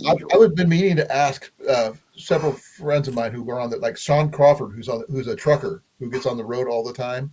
If he stops, whoever stops in hotels and stuff like that, grab the coffee packets. If they don't want them, I will take them. Plain. It's complimentary, anyways, right? I mean, right. Like they don't care that you take it. 12 or 15 of those things. And what I didn't use, I kept. Yeah. And Yeah, I people got a couple drifting around in bags and stuff like that. Yeah, you should do the same there, Wolfie, because coffee is a tradable item. Just to let you know. Yeah. If you don't, well, not only that, if it's sealed and like still in the original package or whatever, I mean, it's good to go. Yeah, right? this would be worth its weight in gold, if not more. Yeah, or like in a barter situation or something like that. And this is real coffee, folks, not just instant. Yeah, exactly. Maybe it's not as strong, maybe. But... Oh, I have no idea. It's called Room with a Brew, and it's by Choice Motels. It doesn't tell me what Diplomat coffee, whatever Diplomat coffee is. Yeah, I mean, usually at home I have like coffee, or beans or grounds, right? So, but on the road camping, I'll have like instant or something like that. He came back. Welcome back. Welcome back. Welcome back. He's back. Yeah. Well, you cannot have enough of that stuff. Diplomat coffee on Amazon I can't find. It's like a case of 200 little pod things, like I just showed you, is $54. Basically, 200 1-cup pouches. Wow. For $54.99. Oh, hey, Colin, I was going to ask you. So you basically just do grounds and instant, right? Yep. Well, I've done the beans. I've tried the beans, but it's hard to keep track of how long do you grind it. I mean, I don't have a hand grinder. Yeah, me too. I have to use an electric one, right? Like I think if I could find one I could afford, I would do a hand grinder one. But yeah, that's something I've been waiting for. Yeah. I would use that, but I've done the coffee singles, which is like one of the tea bag versions. Those work. Or those 3-in-1s type of things. By the way, the coffee single ones, they do well. Including, I guess these would probably do the same thing.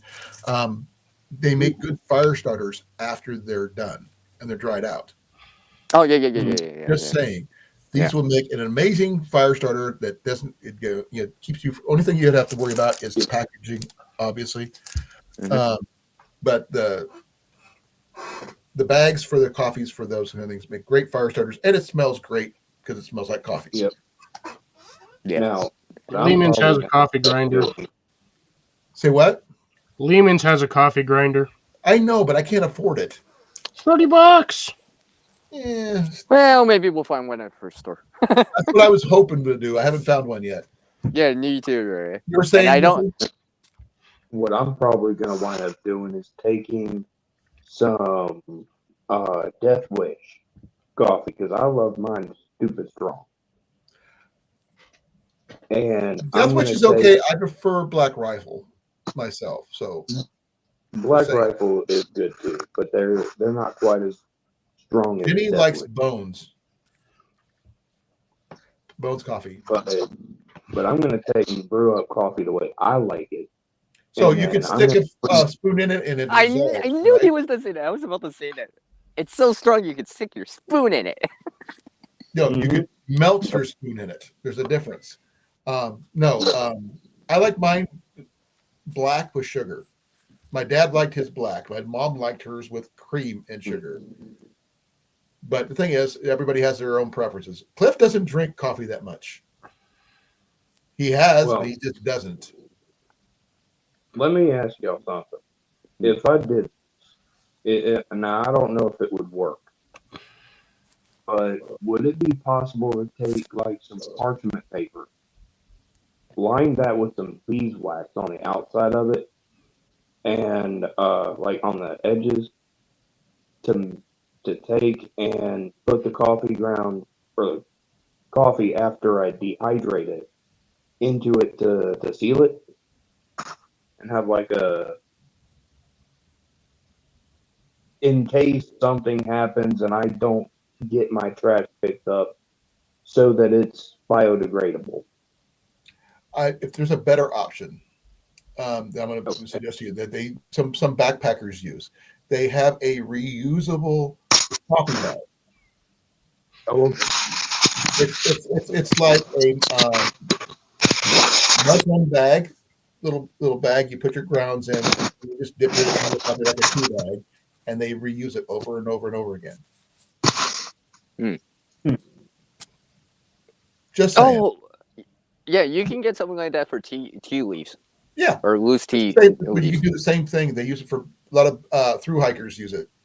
Oh yeah. Because they still want their fix, but they don't want that extra weight. Exactly. Like usual.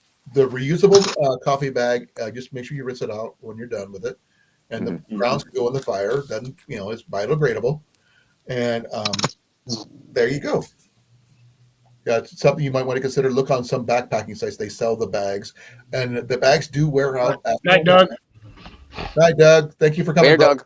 Get a chance to check out those shops outside the base, not on the base, about some of the surplus gear.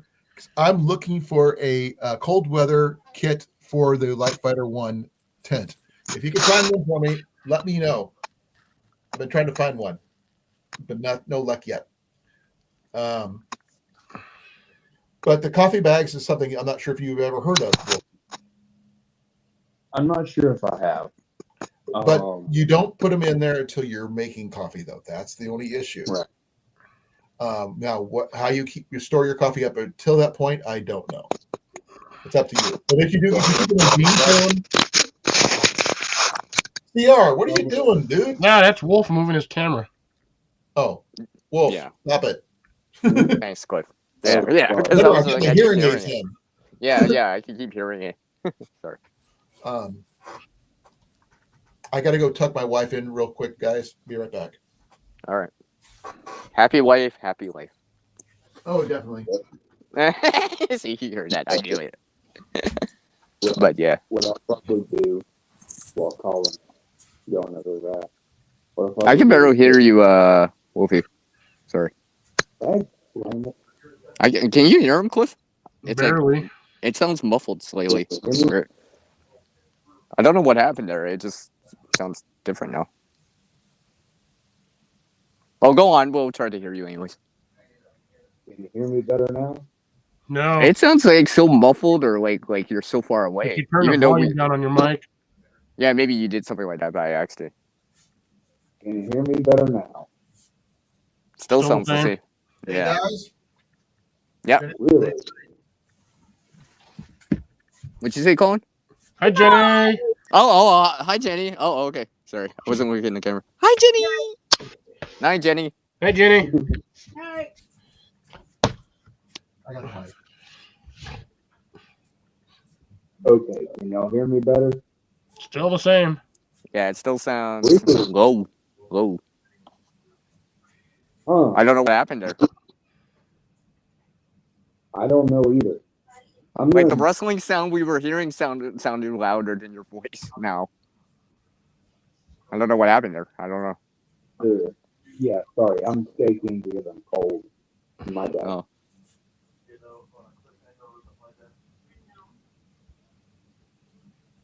Yeah, but Give me a second. I mean, if you want to try to come back in or whatever, I know I had to do that earlier, so I probably will. yeah. Well, wait for Colan to come back because we can't add you back in. He has to, so I don't think he'll take that long. Maybe.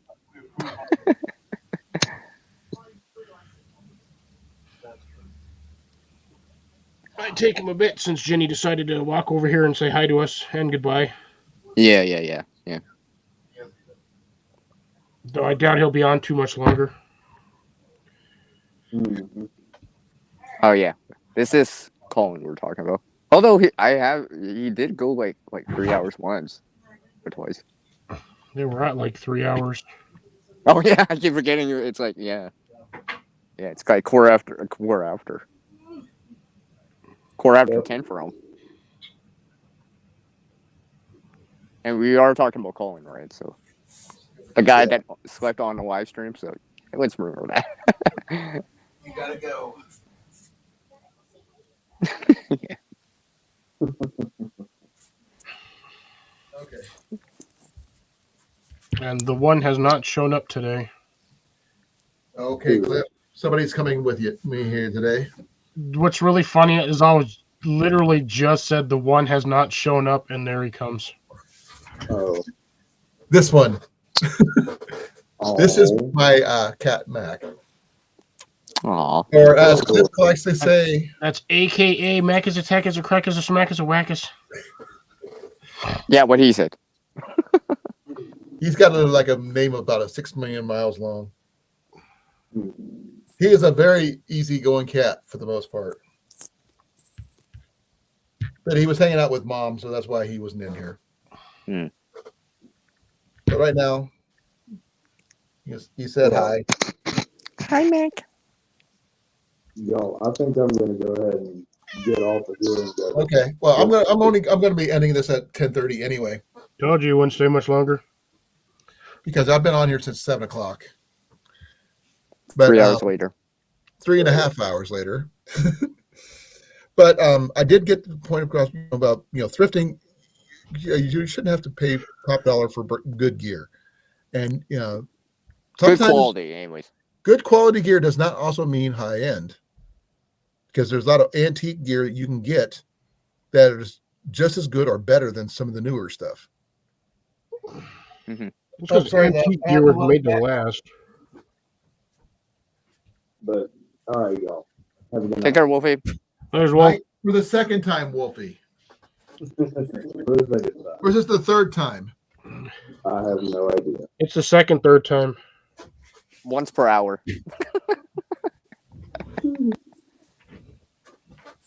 Yeah, we'll get you. Oh, you already left. Yeah. It happens. Yeah, but it happened. Good gear does not necessarily mean expensive. And you can get it secondhand. You can get it, and even antique stores have some good deals depending on what you're looking for. I found my little 1 liter cauldron with lid, $5 at an antique store. And there's a lot of antique lanterns and other things that are still really, really good quality. Just needs a little TLC to get it going and everything. And Bulldog, I understand you're in California. Things are a little bit more expensive over there. Doesn't mean you can't. Yeah. Look at your secondhand stops. Look at your yard sales when you could find them.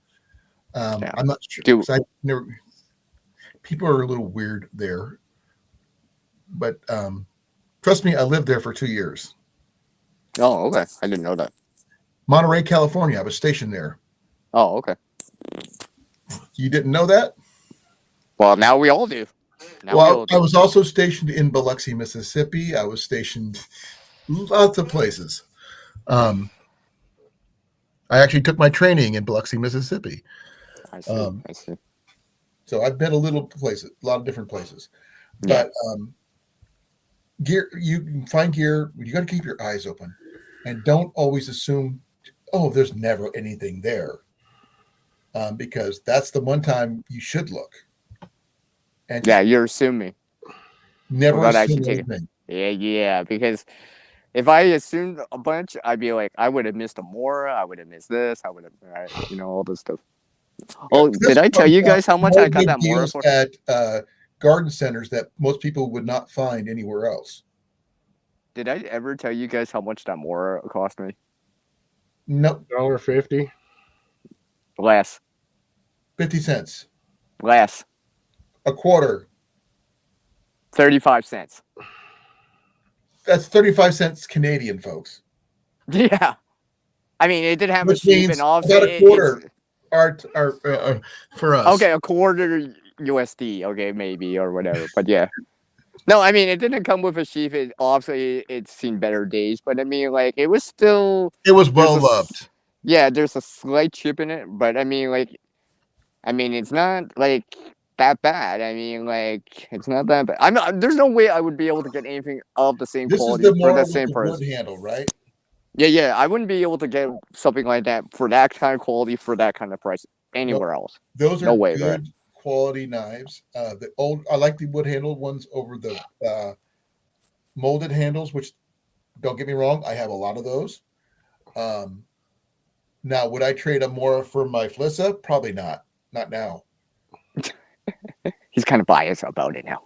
He's like, you lose it that Since much. I got my Flissa, I kind of fell in love with it because I mean, Yeah, I like the quality. I like the style. And Yeah. does it have the same style blade? Yes. But it's a lot thicker than a Mora. like I bought a new Mora, right? But I like this old Mora a lot. I mean, like I mean, Yeah, I don't know. I It's know just, Cliff's got it's just. some really good knives more than I do. Got a few decent ones. Now, I do have some stuff that most people don't. I mean, I've got me a really nice machete right there that I paid $5 for. That's a Brazilian-made machete, and it's a bolo machete. It didn't have a sheath, Mine's but I hanging bought one. right and there. my bolo sheath is right there, and it's a really nice thing. That knife sharpener you saw that was in that kit actually came from this.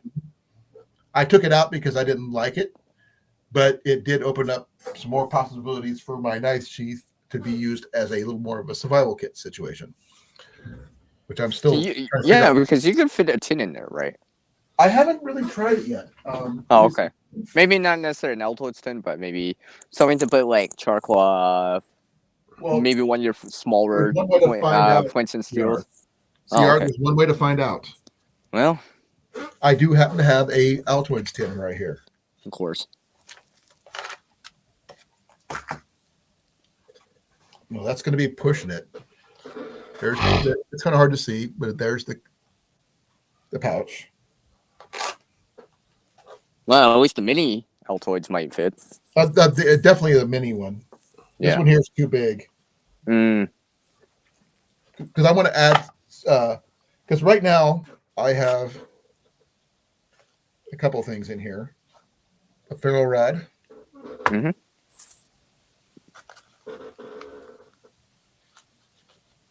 If I get this thing out of here. A pill bottle with got some needles and duct tape.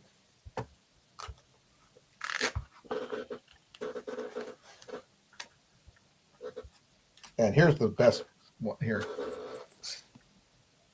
Ooh. Water purification tablets. Ooh. Hey, I'm not done yet. There's more. Because it's like a clown car. There's still more. Well, the thing is, they don't make this. This sheath was discontinued. This is by Marvels, and it just got a nice little multiple pouch thing. I swapped out that big sharpening stone for this one. Yeah. So that way I have room to put other stuff. Mm-hmm. But this is like a little mini survival kit. Does it need more? Yeah. I'm probably going to wrap the handle with paracord using that technique that Cliff showed. The quick release version of it. Yeah. Of the whip stitch. I haven't done that. On my trekking poles, I did it on both of them. I haven't tried it since we did that. Did that. I should practice it again, probably. Well, you guys remember when I was doing it while you were showing it, right? But I haven't done it since. I was I meaning to should do practice it it on again. my cane. My cane is actually up there on the wall there, on one of my bow racks there, just because I just didn't want to get rid of it. But I want to wrap this. Yeah, I haven't done it since the last time I did it. I'd have to look at it again to remember, see if I can. I mean, this is not as thick as Ian's machete, but this is a really good. That's a burned out Tramontina. This is a Tramontina bolo machete, and I like this. It just needs wrapped right there. Got all the dust on there. Yeah, I need to do that for this. Put one right here because it's got a little bit of a ridge right there, and I think that little wrapping would give it a little bit more security. Yeah, I've tried the wrapping around Mora sheath before, but I was maybe I should actually consider the quick deploy one. Redo it as a quick deploy instead. Yeah, like I said, I'm gonna have to go back and watch that video of Cliff's so I can wrap this handle. I mean, this is a fairly simple thing to learn how to do. Yeah, if I remember, started as a pain in the ass. Yeah, because you gotta go under and over, right? Yeah, because you go under and over, and not just over. If I remember right. Go over and under, and then you wrap it back the other way, back around. Yeah, so it's yeah. So it's one section of it's over, one section of it under, and that's why it can be a quick deploy after. Man, I got to practice that again. I feel like I haven't done it for like ages. But that's going to be a whole separate video probably for Cliff if he ever decides to redo another video about it. I'm sure that would be popular. People try to, doing a whole class on that kind of thing. Yeah. I mean, I haven't even done Cobra weave in a long time. I feel like a little rusty at it. I've never done one, but I'm going to do it for that one. And I guess I could do it on my trekking poles if I really wanted to make sure I have extra paracord with me. Yeah. Cliff is doing something. He's I'm stretching. loosening up my thing on here to run instead of just having the loose tag end on here, I'm going to run the tail back through it so it loops in. Right. This way, I could just pull out the tag end. It should just slide right out of the loop. Well, that's cool.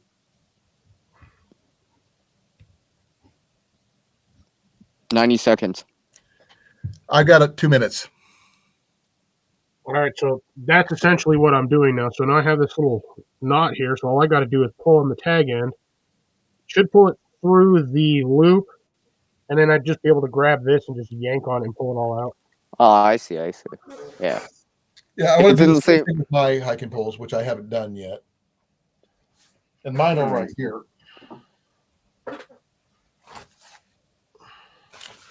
Well, I do have a winter walking stick that I could try that with. There you go.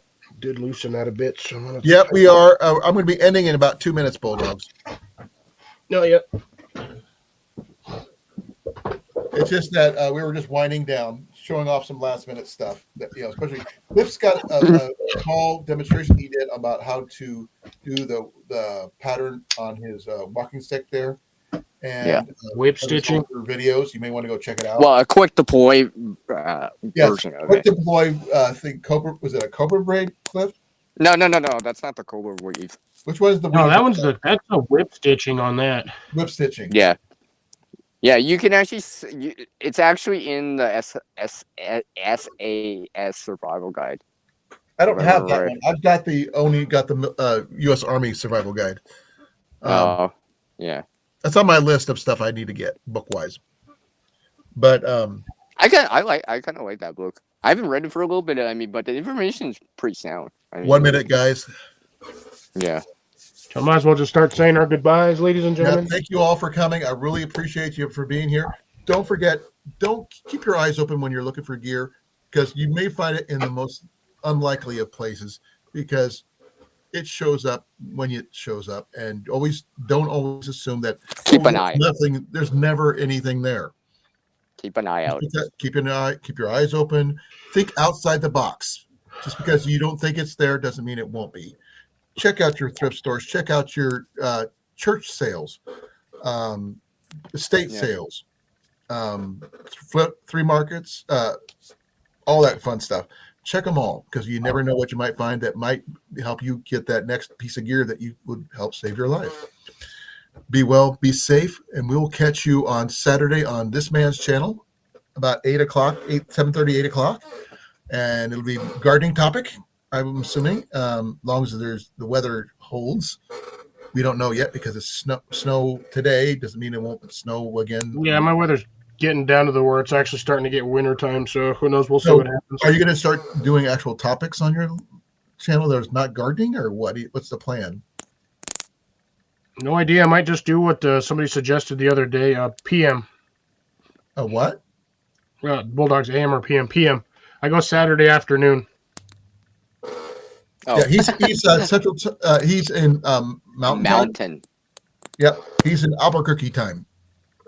But we'll see. And might just do specific topics on a specific plant for a little bit, and then we'll see how it goes after that. Open it up. Are you ever going to do another grilled cheese there, Cliff? Yeah, we'll see. That in that same way, though. No, he's already vowed never to do that again. I've already made one of the nastiest ones. The only thing that would have made that worse if I would have used like Limburger bread. Ooh. Ugh. But yeah. Anyways, and that's our segue. Be safe, guys. I love you guys all. Thank you all for coming.